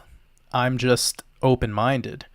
I think it's an amazing presentation that he shares, though. Just go back to his first video where he talks about it and he breaks it down step by step. And whenever there's a correction that he needs to make in his work or any flaws or issues, he'll just go back and he'll tell everyone like, hey, this is a new theory I have, and he'll work on it. But his work and the work of Vibes of Cosmos are amazing. So go check out Vibes of Cosmos, and that would be two channels that if you want to learn more about our realm, what's going on in our realm, then of course you're going to be able to find that. But here's one thing, guys. If you want to know more about our realm from the lenses of Hollywood, just watch Game of Thrones. You don't need to waste fucking 10 seasons or whatever watching it, but just watch like the first couple episodes. You're going to see them break down all of the truth. They're showing you the tree of knowledge, Yggdrasil. They're showing you the wall. They're showing you everything, man. Like, even the bloodlines, the races. Daenerys is Daenerys, which comes back to Wales and the Red Dragon, and she's the Dragon Queen. And the Dragon Queen is Queen Elizabeth. But Queen Elizabeth is a role. It's not an individual. It's a title. The queen is a title. And that consciousness has been within that creature forever, through every great reset. They're just consciousness transferring that energy into another host, into another body. But this bloodline is what, they're the dragon people. They're the people of the dragon. And that's why they use that symbolism in all of their sigils and everything that they do. So it's really interesting once you see that. Again, this comes very full circle because I was just talking about Hollywood and how they're showing you all the truth in plain sight. And now that we've had this discussion, I'm sure if anyone here has watched Game of Thrones, you're going to start to see now like, oh, fuck, he's right. Like, because he's telling me, to look out for these connections. And now that I've already seen it, I'm like, use your imagination, You'll start to see how a lot of this stuff that you've taken maybe years out of your life to start learning about, you know what I mean?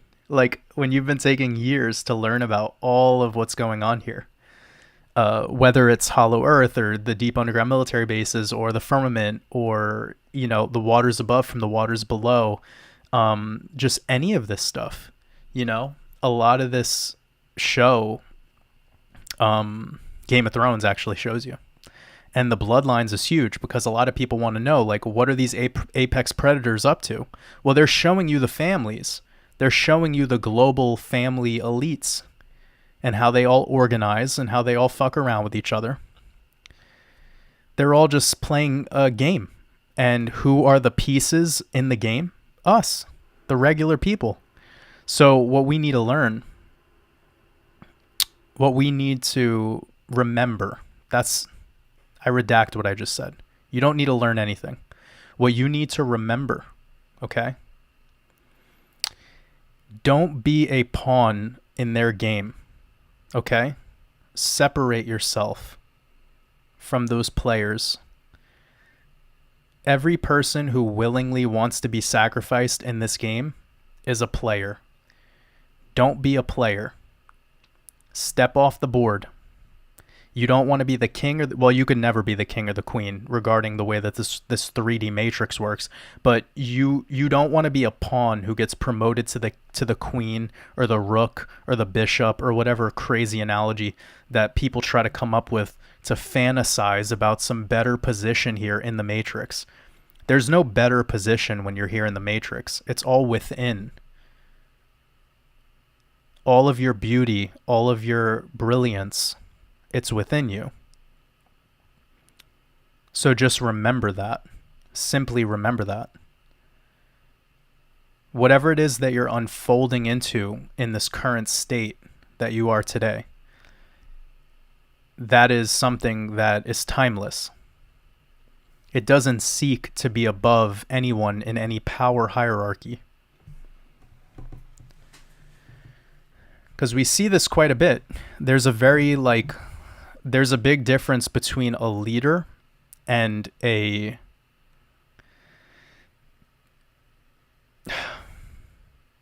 It's hard to articulate what I'm about to say. I'll slow down, and I was thinking about that movie Braveheart. You guys seen that movie Braveheart, where like at the end he essentially just sacrifices himself for the truth and for fighting for freedom? You know, that's a very classic movie. And it doesn't go the way you want it to go, which is really interesting because most Hollywood movies, especially the ones that are like world famous, that are timeless, they kind of always go how you want them to go. And then when you watch that movie Braveheart, you're like, fuck, it's not going how I want it to go, because like the main character, you start to see he just fails. And but through his perseverance and his desire for freedom, he'll do anything. And you notice the way that they end that man? Pay attention to the way that they killed him. First of all, you know what they castrated him, which you hear about this ritual being done with Saturn and Jupiter, Kronos and Zeus. It's a mythological story, okay? But it goes so much deeper than that, okay? So, I mean, I was just thinking about this really recently, so it's pretty much blowing my own mind through this study. But they essentially chop up his body into pieces and then put it in the waters. And that's the exact same story you get when you're learning about Isis, Horus, and Osiris. So Osiris was chopped up into pieces, and Isis found his phallus.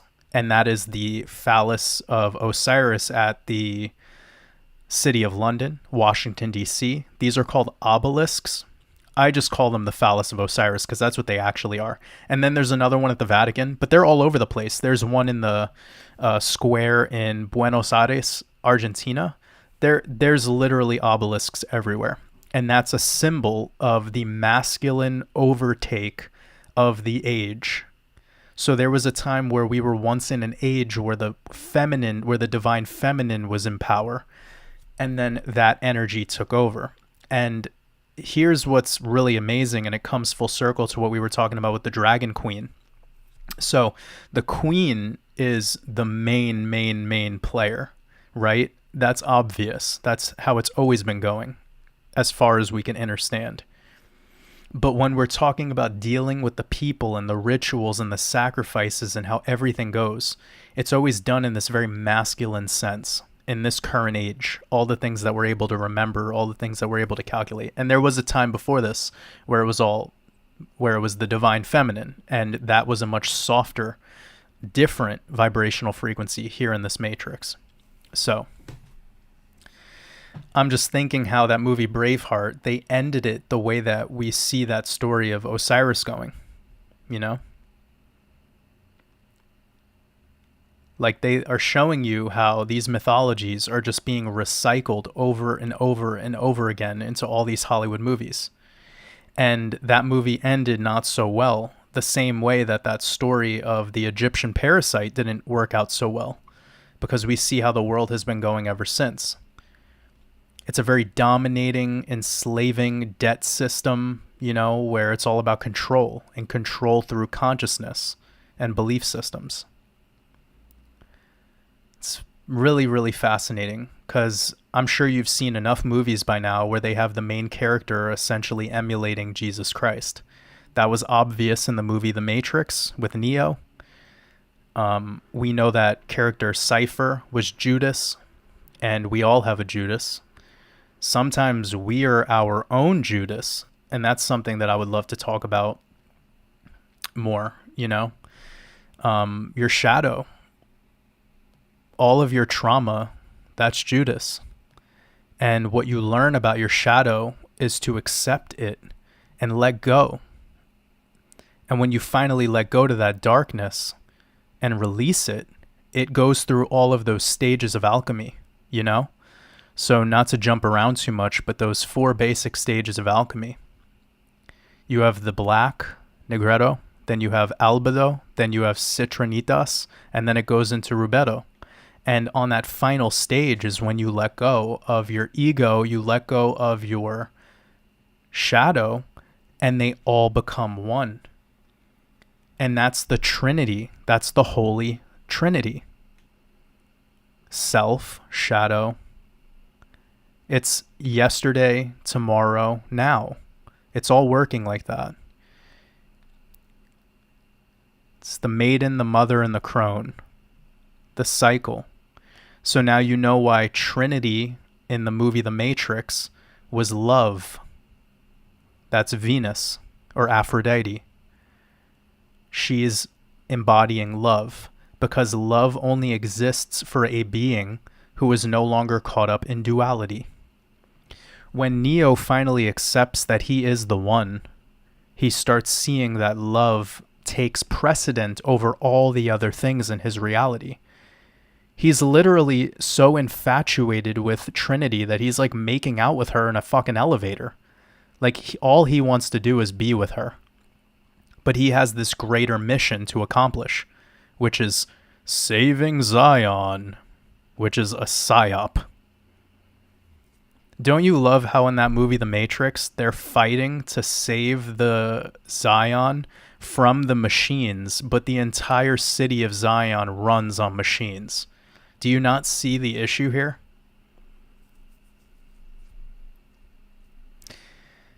It's a beautiful thing when you wake up, because you start to see how it's all hidden in this way, and it's like perverting you through the influence, so you don't see the greater truths that are hidden right there in front of your face.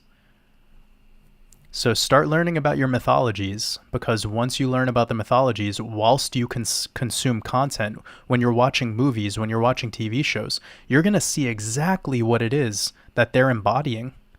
So if you knew about the story of Osiris, Horus, Set, and Isis, and then you watch that movie Braveheart again, you know, you're going to get a different outlook on it now.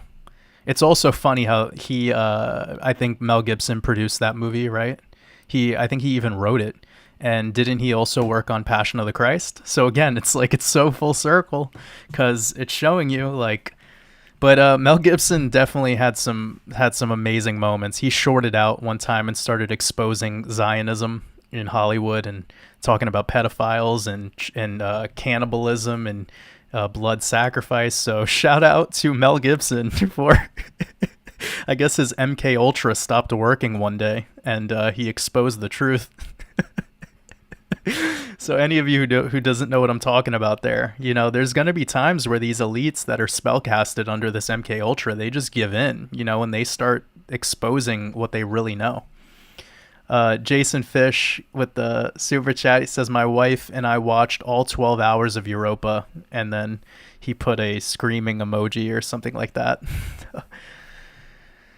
Wow. Yeah, it was crazy. It's rough, right? But I mean, everyone needs to see it. Like it's a necessity. Everyone should check out that movie. It is or that documentary. It's really eye-opening. So, Jason, I'm glad that you took my advice on checking that out, and hopefully you can now step back after you've watched it and see why I'm reacting the way that I do to that movie and why I recommend it.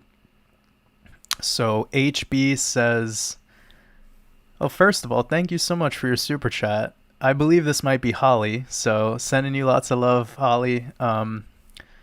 Says this is fantastic. Thank you, Jordan. We'll finish listening later tonight. I appreciate you. Thank you. Sending you lots of love, and I appreciate all your support. I got another super chat from PJ Aruda. Appreciate you. I believe this is Paul. I'm doing my best to remember everyone's name, even though I don't know everyone's YouTube tag.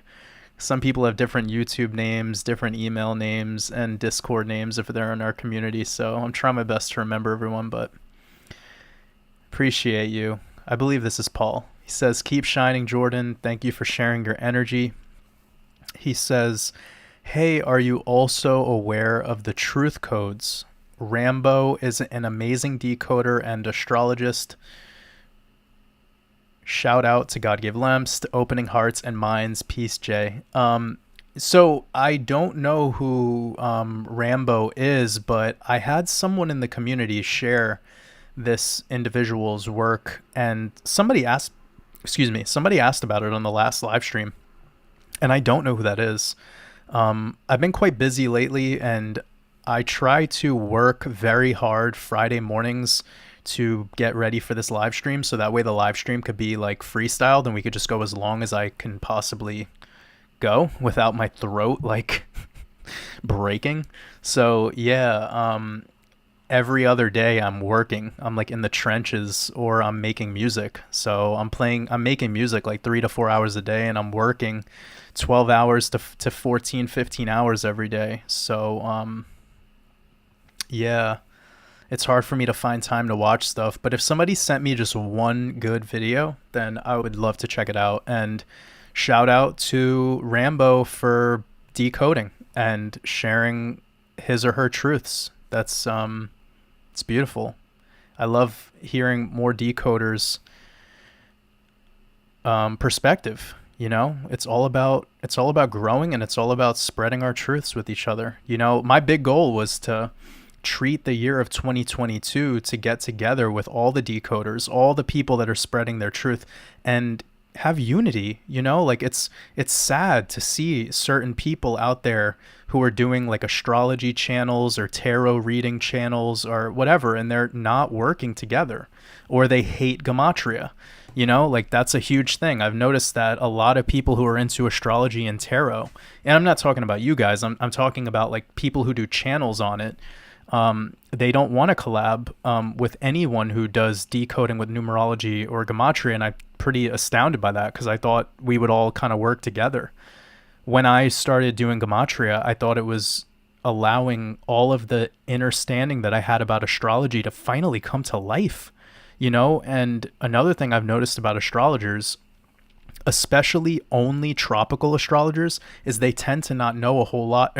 And again, I say this very, very like from a place of love. I'm not doubting any particular person's intellect or any of that. I just, to preface what I'm about to say, a lot of the tropical astrologers that have these bigger channels, they don't know too much about mythology. So it's very like a sterilized version, almost like what standard high school level, you know, study would be regarding the astrology. And when you really want to learn about astrology, you need to learn about the mythologies. And when you want to kind of fully grasp what's going on in astrology, you need to know a little bit more about astronomy. You need to know what's going on truthfully in the sky, you know? So you have to be open-minded to tropical, of course, if you're like a sidereal astrologer, but too many people are picking sides is what I'm trying to say. And I think it's better if we treat this particular time out of all times to come together and all work together to decode this matrix, this reality, whatever's going on right now. We can come together as a big family, as a big unit, And whether you do tropical astrology or sidereal or Vedic, or whether you're into just numerology or decoding symbols, and or maybe you just do Gematria with Chaldean or whatever it is, that's why I really love what Logan's doing over at Decode Your Reality, because he's doing it all. He is sharing everything he knows and making it an aspect of his decoding. I'm trying to do the same thing, where everything that I'm aware of, I'm bringing that to my decodes. This way it's holistic. It's all of my base knowledge compiled into one decode.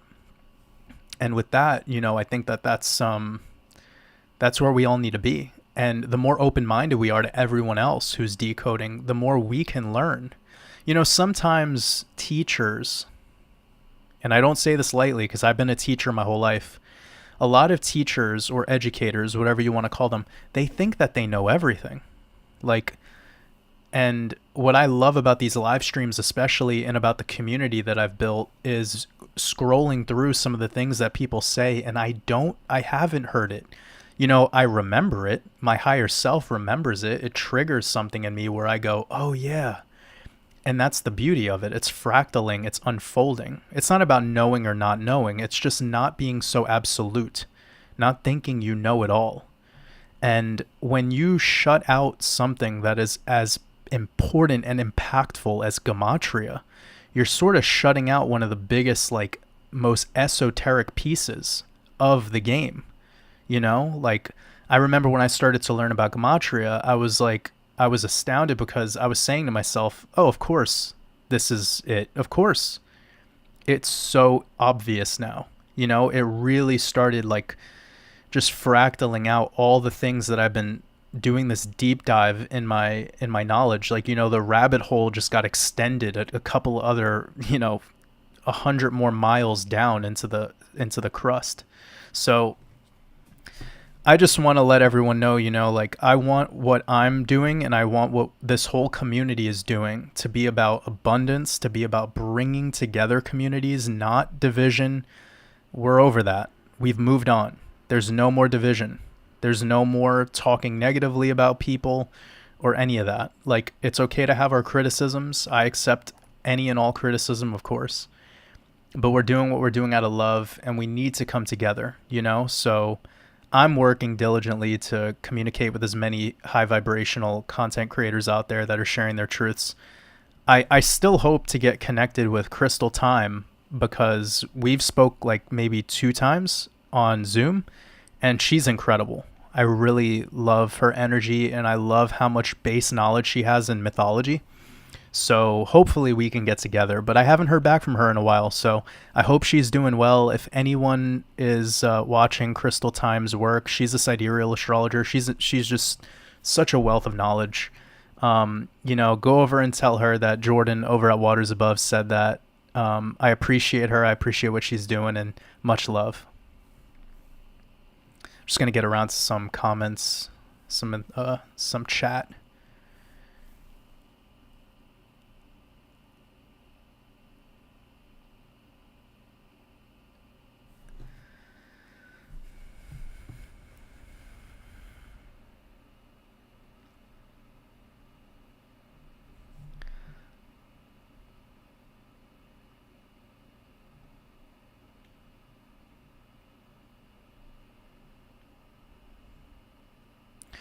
It's been great to see 400 people hanging out with us for most of the night. That's really amazing. I appreciate you. Let me see what's going on here. This setup that I have of a cell phone to read the comments in my computer, you're gonna have to upgrade sooner than later, man. But I'm too much on the move. Yeah, that's one thing you guys will learn about me, is I don't buy anything except for food and food and crypto. It's all I buy. Oh man, I'm really super conservative about my spending. But I always try to look around what I have and be grateful for it, because we already have more than we need. And a lot of the time, like when people start excessively buying stuff, they get lost in that materialism, and it really consumes them. And it's never enough, you know? Like I was even thinking about that recently with a guitar. Like I've had the same guitar for 15 years now, and that's not a problem. People keep guitars for 50 years. But I was looking at a guitar recently that I would have liked for traveling because just the setup, it was lighter. It didn't have a headstock. It was one of those like headstock list guitars. It was really, really amazing. And I was looking at it, and then I was thinking, I'm like, oh, it's like, why? I don't need two guitars. Like, what am I gonna do with it? You know what I mean? And then I think to myself, these people that have like that are doing pretty well financially, and they have like 15 cars, and it's like, what? What are you gonna do with 15 cars? Like, what the fuck? Like, what?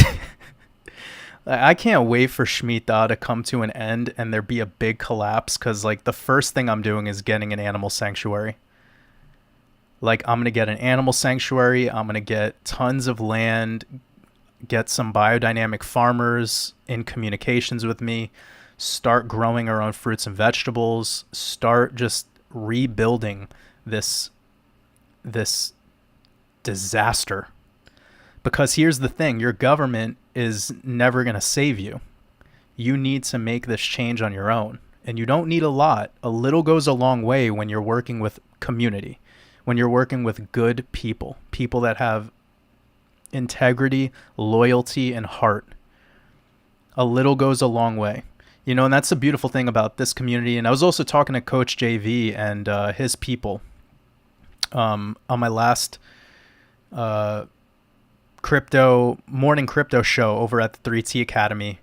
Their team over there, we were just talking about how it's the most beautiful thing to have community, because if you don't have a bed to sleep on, like, I got you covered, you know? And that's like what we really need to tap into as a species. Take care of each other. Like, everyone should be taking care of everyone. There's so much abundance. And that's a bigger reason why we have to move past this division. You know, the C word created way too much division. It created division amongst people based on their opinion about germ theory. I'll say that again. It created division amongst people regarding their opinion about germ theory. Doesn't that like break your heart? That people believed in a theory so much that's been disproven, by the way, and that utilizes a testing system that the creator himself said shouldn't even be used on viruses. I mean, talk about a scam within a scam. I mean, it's mind-blowing. And people broke up with, you know, their partners, got divorces, stopped talking to people forever because of how they felt about getting a V or wearing a mask or whatever the fuck. Their opinion about Anthony Fauci. It's amazing how humanity will give up the most beautiful thing they have, which is each other, for what their television screen tells them. The television, the tell-lie vision, tell lies to your vision. It no longer baffles me, actually. This is actually an expectation I have. And I don't say that out of disrespect. It's just kind of where I've gotten in my reality. So that's the reason why I came out and, you know, made this YouTube channel, really. Like I've said many times, when I was working with some private clients behind the scenes, I didn't want to get into doing a channel. I didn't want to do social media. They kind of told me I should share this truth with the world. They kind of gave me that boost. So props and respect to the people that believed in me before I even got here on YouTube.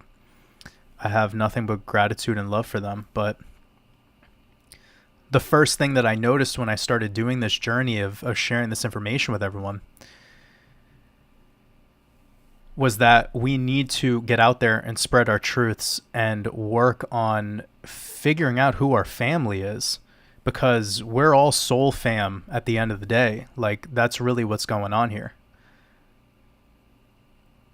It's just amazing to see it just over the course of a couple of years, how many families get divided, how many friendships end, how many things come to an end just because of a germ. And it's compounded, of course. They threw in the race war. They threw in fucking, I mean, you can name it. By now we're talking about real war, so they're full stop. They've covered every single aspect of the human psyche. But to keep it high vibes, it's like, it's all about community. It's all about coming together. It's all about the family. It's all about unity. And I say this because I know each and every one of you has a family, has a community, has friends, has someone dear to you that you have a lot of emotion invested in. And I'm sure you could resonate with what I'm sharing. How much more beautiful of a world would we have had if so many people didn't fall for those psyops? If someone didn't fall for those psyops, we would be together as one. How many times could your enemy lie to you till you eventually wake up?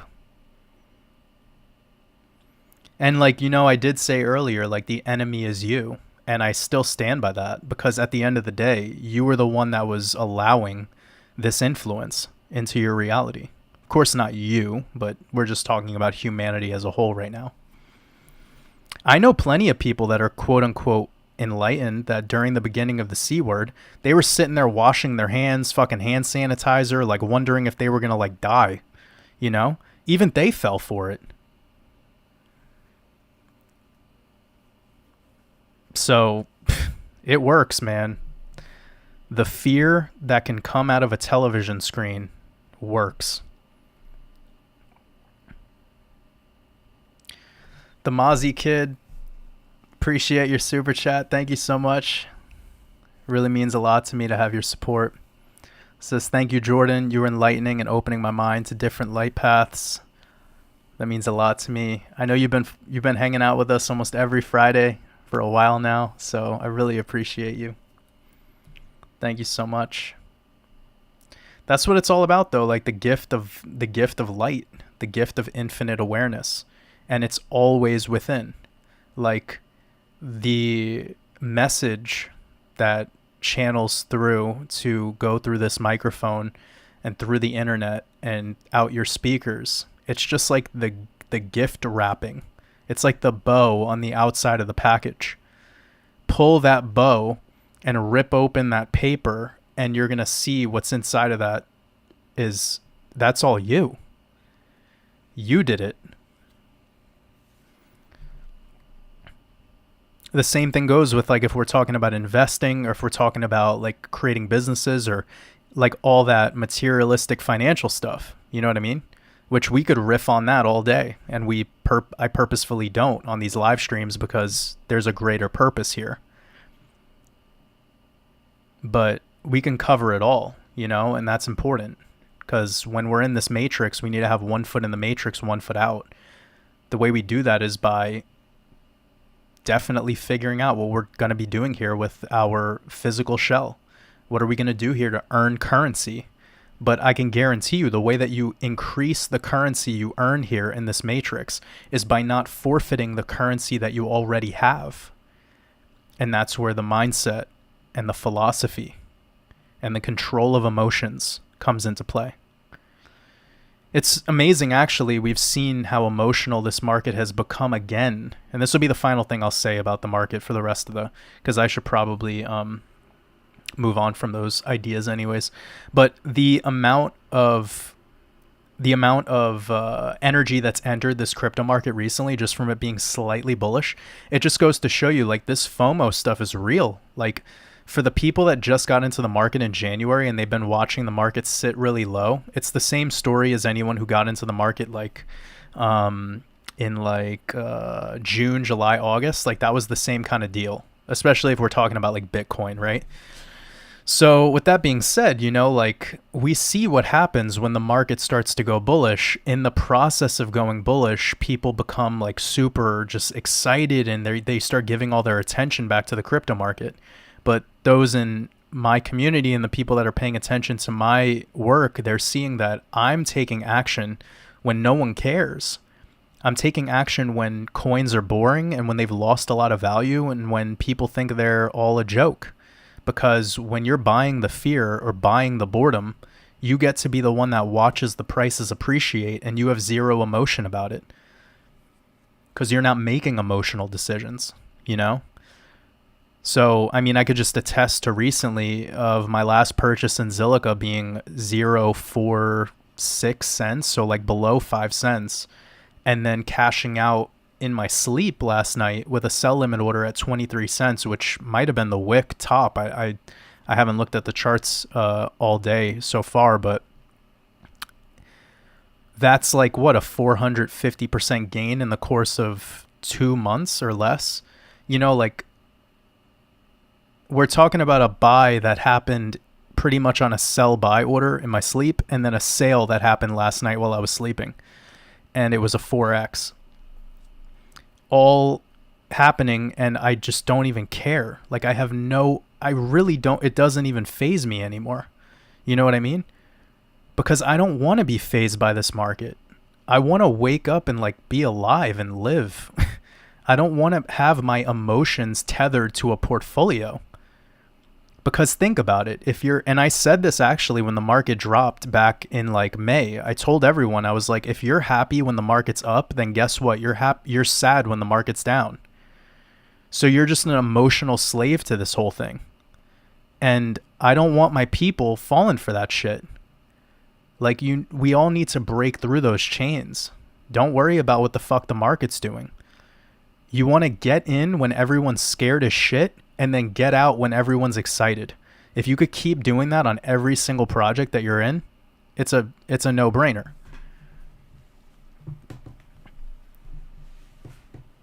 So I'm just saying that because I think it has a lot of merit to where we're at in this current cycle, like the type of energy we're getting, where everyone has these preconceived notions of what's going to happen based on what YouTubers are saying, but they're not developing their own plan.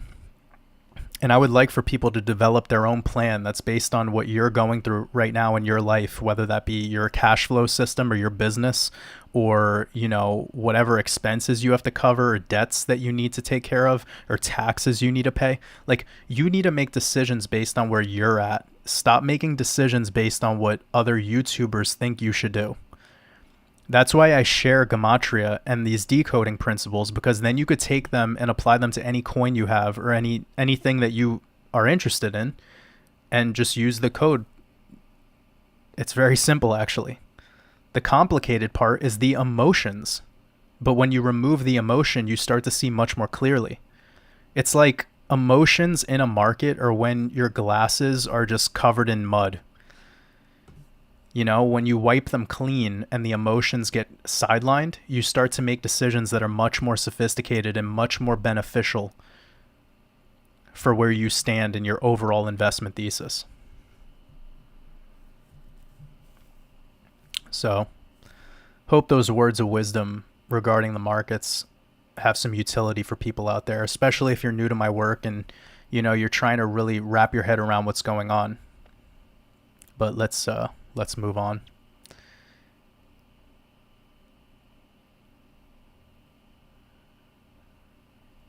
Whatever said something about Joyner Lucas helping many people with his art and music. Yeah, for sure. Absolutely agreed. There's a couple of that one song and music video called "I'm Not Racist." That's pretty solid. The two sides of the coin are both very extreme, and they're both very how do I say it? In this particular song, it's very duality based, but the beauty of it is both sides sharing their story and then coming together, you know? Them coming together and sharing their opinions. It aligns with what I was saying earlier about how whether you're into tarot or sidereal astrology, or you only do decoding by looking at symbols or the Bible or whatever it is, like, that's all amazing. It's beautiful. We all need to come together and expose our truths with each other as a community, and then we can just kind of game plan it together as a think tank. And through there, you're going to see that the enlightening will enhance for whomever is paying attention.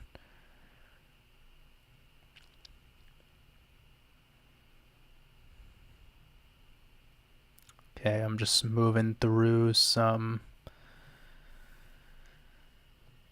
M. Campbell, I appreciate you. Lots of love.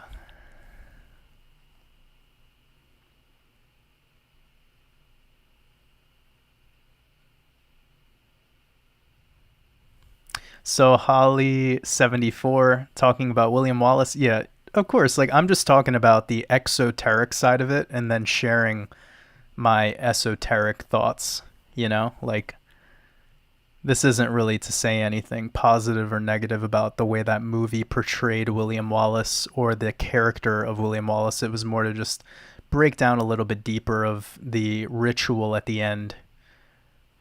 But I appreciate you sharing your thoughts.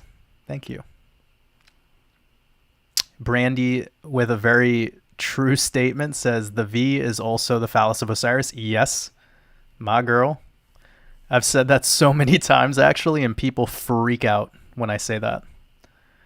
But it's important because that's exactly what it is. It's the magic wand. That's actually like where this all kind of stems back to, right? It's the druidic wand. And remember about Hermes and Mercury. I've been talking about Mercury and Hermes quite a bit. And Thoth. And Thoth is thought. And thought is magic. Okay? So this all comes back. This is all very, very deep, right? So Hermes and this connection to Hermes Trismegistus and the tie of combining multiple deities into making this like super deity being, but so much, more basic than that. It doesn't need to go crazy esoteric. I'm just trying to make it simple based off of a couple things that I've released where I've been tying together certain cryptocurrencies to the mythologies, which is like what I've found to be, wow, just to have the most utility. When we tie in what coins attach onto Saturn, Jupiter, Mercury, Venus, etc., we start to get a lot more truth and a lot more ability to kind of hone in on where we take our profits, where we buy the dips, what seasons these coins particularly like to move in, why they're moving on those specific seasons, why are they ultra bearish during those particular months, etc. And it always has to do with the astrology and the connection back to the mythologies. So anyways, coming back to the Druids and the magic wand and Hollywood and how this is all kind of like, out there for the public to see. It's right there in the words. But the wand is the V. That is the magic wand. And that magic wand can do whatever it wants to you. It could give you dis-ease. It could kill you. It could reprogram your subconscious indefinitely. It could damage you in ways that you've never imagined. But there's also V's out there that are used by these apex predators that do superhuman shit, that do the complete opposite, that make these people live longer and not lose hair and not get skin degeneration and not start having cells degenerate and etc. So you got to remember, like, they have poison for us, but they can implement what they need to implement for themselves in their deep underground military lab facilities. So it's pretty important to know there's a two sides to every bit of it, you know what I mean? And it's fucked up how the truth works, but it just is what it is.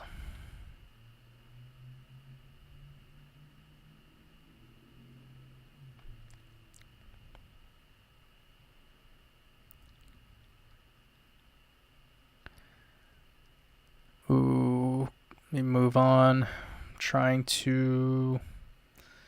Okay, I got to Paul. Let me see. I believe I'm going to wrap this one up, guys. It's been a beautiful night. I'm just trying to run through some final questions, whatever I could quickly find. And then I should probably move on. Okay, I got the Mozzie Kid. All right, so Mario, sending you lots of love. I appreciate you. Thank you so much for your support. It says, hey, bud, what are your thoughts on the occult/demons that we see in Hollywood movies? So that's them. That is the apex predators. Like when we see Dracula and how they're sucking blood and how they're pale and shape shifting and all of that shit that's going on. So any vampire movie is showing you that that is them. They are the vampires. They are the parasites. And whether it's real blood that they're consuming, it's actually your energy that they're consuming. They're energy vampires. And every single time that something happens that's popular or famous, it is part of their energy harvesting experiment. So when we say occult, essentially we're just saying hidden. And when we're talking about demons, we're talking again about duality, because every time somebody says demon, they want it to be a bad thing. But the way that the magi and the high level empresses and the people who are, high level magicians, the way that they're looking at a demon is it's access to the spirit realm. And the spirit realm has good and bad, of course, it's a spectrum. So there's a lot to just say in and of itself about that, Mario. But when it comes to Hollywood and all of their interpretations of monsters and, oh man, that literally just made me think about Monsters, Inc. You guys remember that movie where they were like scaring children and then selling their fear? It's literally a movie about adrenochrome, and they made it for children. This is how fucked up Disney is. Sometimes I remember shit like that, and I'm just like, what the fuck, man? Sorry, I didn't want to go there, but just being real with you guys. Okay. So yeah, I mean, when it comes to the Hollywood thing, it's actually funny too that you asked that when I was just talking about Hollywood a moment ago. And the Druids, and Hollywood being the wood of the holly tree. That's what they made their magic wands out of. But yeah, the thing that this reminds me of too is on my last live stream we were talking about the Lost Boys and how there was the head vampire, and one of the mistakes that they made was inviting the head vampire into their house. And you know how in astrology they call it, or zodiac, they call it houses, like your 6th house, 7th house. So whenever they use the word house, don't take it so literally. It could be esoteric, So that's one thing that could help you out whenever you're hearing that particular word. But yeah, when it comes to the movies, I mean, it's pretty obvious that whenever they're showing you the monsters and these demons and all of these creatures in the horror movies, they're basically showing you themselves. And they always have these supernatural powers where they're able to shapeshift, where they're consuming people, they're eating people, they love fear, they love killing. And that's because that's the energy that they operate on. They operate on an energy of consuming energy and canceling out energy from from existing. So they are the destroyers, whilst this species that we are the creators. And this is why they utilize us as soldiers for the military, and they don't get their hands dirty. It's not because they're necessarily scared. It's just because they're trying to convert us into something that we aren't. They're trying to make us do it on our own because the ritual is more powerful if they have us do it to ourselves. So it's the same thing with the V. You don't see Bill Gates like walking in your house and jamming a fucking syringe into your arm. They just scare the fuck out of you on TV, and they make you feel like you have to go get it, and then you get it, and then you've basically gone through the ritual and made your choices the whole time. They allow you to do it to yourself because that's their contract that they have with the spirit realm. They're not allowed to shoot you. They're not allowed to bomb you. They're not allowed to do any of that. They cannot harm you. They have your own people do it to you. They have your species do it to you. Like, that should hit home. That should, like, touch a part of your heart, what I just said. Because it's very true. There's never a king, a prince, a queen, or any of these people getting their hands dirty. They sit in a fucking castle and they just influence. And through that influence, this species makes decisions to command and conquer its own kind. The animal kingdom doesn't even do this. They live in perpetual balance with themselves. Even the carnivorous animals live in perpetual balance and respect in the hierarchy of their community. So it shows you they rely on you not remembering who you are, which is a god or a goddess. And when you unlock that truth for yourself, you'll put down the gun, you'll put down the sword, and you'll look at this other individual across from you and want to hug that individual instead of kill them. You'll no longer look at them like your enemy because of their religious decision or their sexuality or their gender or whatever the fuck nonsense that people have cast upon their consciousness through belief and groupthink. You'll transcend all of that nonsense and see something in front of you that's a living, sentient god or goddess.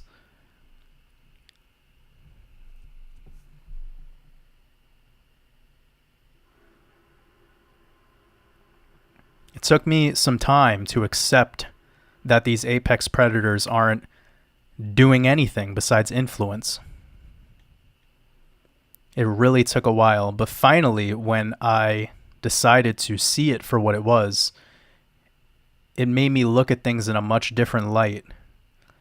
It taught me the power of influence and how the world operates today because a lot of people believe in stuff. They're not actually free thinkers. They accept someone else's truth as the truth, and the idea of universal truth has completely poisoned the minds of so many amazing people who could have saved themselves merely by just believing in themselves. You know, I say this all the time. I trust everyone, but I only believe in myself. That's like the opposite of what the world's doing. The world trusts I don't trust you. Well, I don't trust you. No one trusts anyone. But then they believe in science. They believe in religion. They believe in money. They believe in fucking whatever, cults. They believe in presidents and, politicians. I am my own final boss.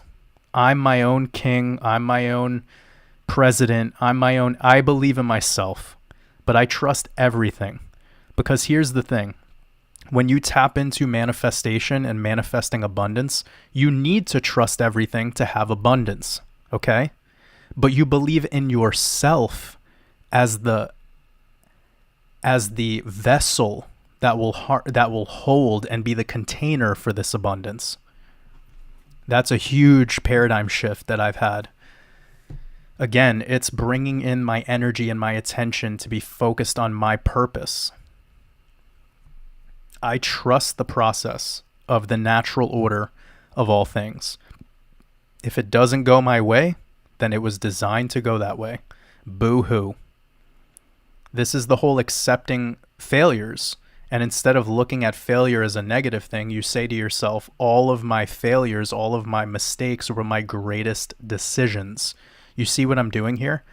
By saying that, I'm taking personal responsibility for it. Instead of pointing fingers and placing blame on some external thing, like the stock market or the elites or the fucking Red Cross or whatever it is that people are so caught up in blaming. Take personal responsibility. Believe in yourself. Trust the process. Because when you allow, you'll start to see the abundance will start to show its face. But you need to have a vessel to contain that energy, right? That is you.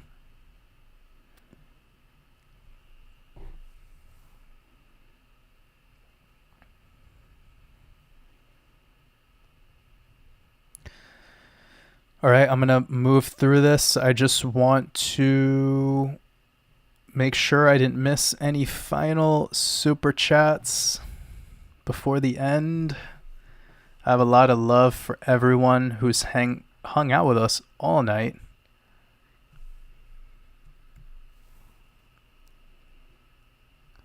Oh, just making it through.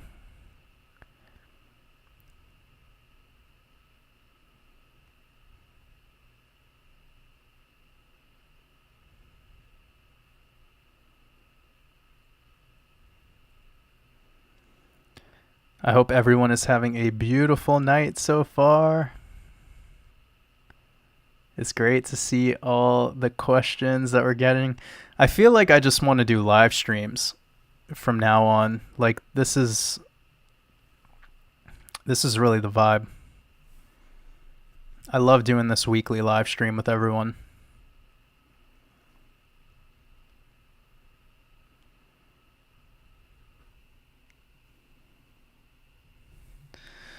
Well, oh, D Vortex showed up. I appreciate you showing up. I hope you're doing well, and I'm, manifesting abundance for you, whatever you've been up to lately. Sending you lots of love. You're a beautiful asset to our community, and I appreciate you and hope you and your family are doing amazing. Well, I hope everyone has a great rest of their night. Appreciate Dilip, Jody, David, and any other people that were helping out tonight. I don't know if I saw homie Ian show up, but I appreciate all you guys. It was beautiful to hang out with you guys for a couple hours and to share all of these amazing high vibrations and love. And like I said, this Sunday I'll be coming out with Red Pill Podcast number 53, be touching on a couple altcoins, kind of be wrapping up a little bit how the last week has went in the market, and speaking a little bit more on the philosophy of how to manage through this bullish price action we've been getting lately. So for those of you that are more interested in the market and the market wrap up for the week, that's where I'll be at this Sunday on Red Pill Podcast, which is on the Patreon for the Mastermind community. So I appreciate every single one of you guys. Hope you're having an amazing rest of your Friday or weekend, wherever you're at. And I'll be catching you guys soon. Much love.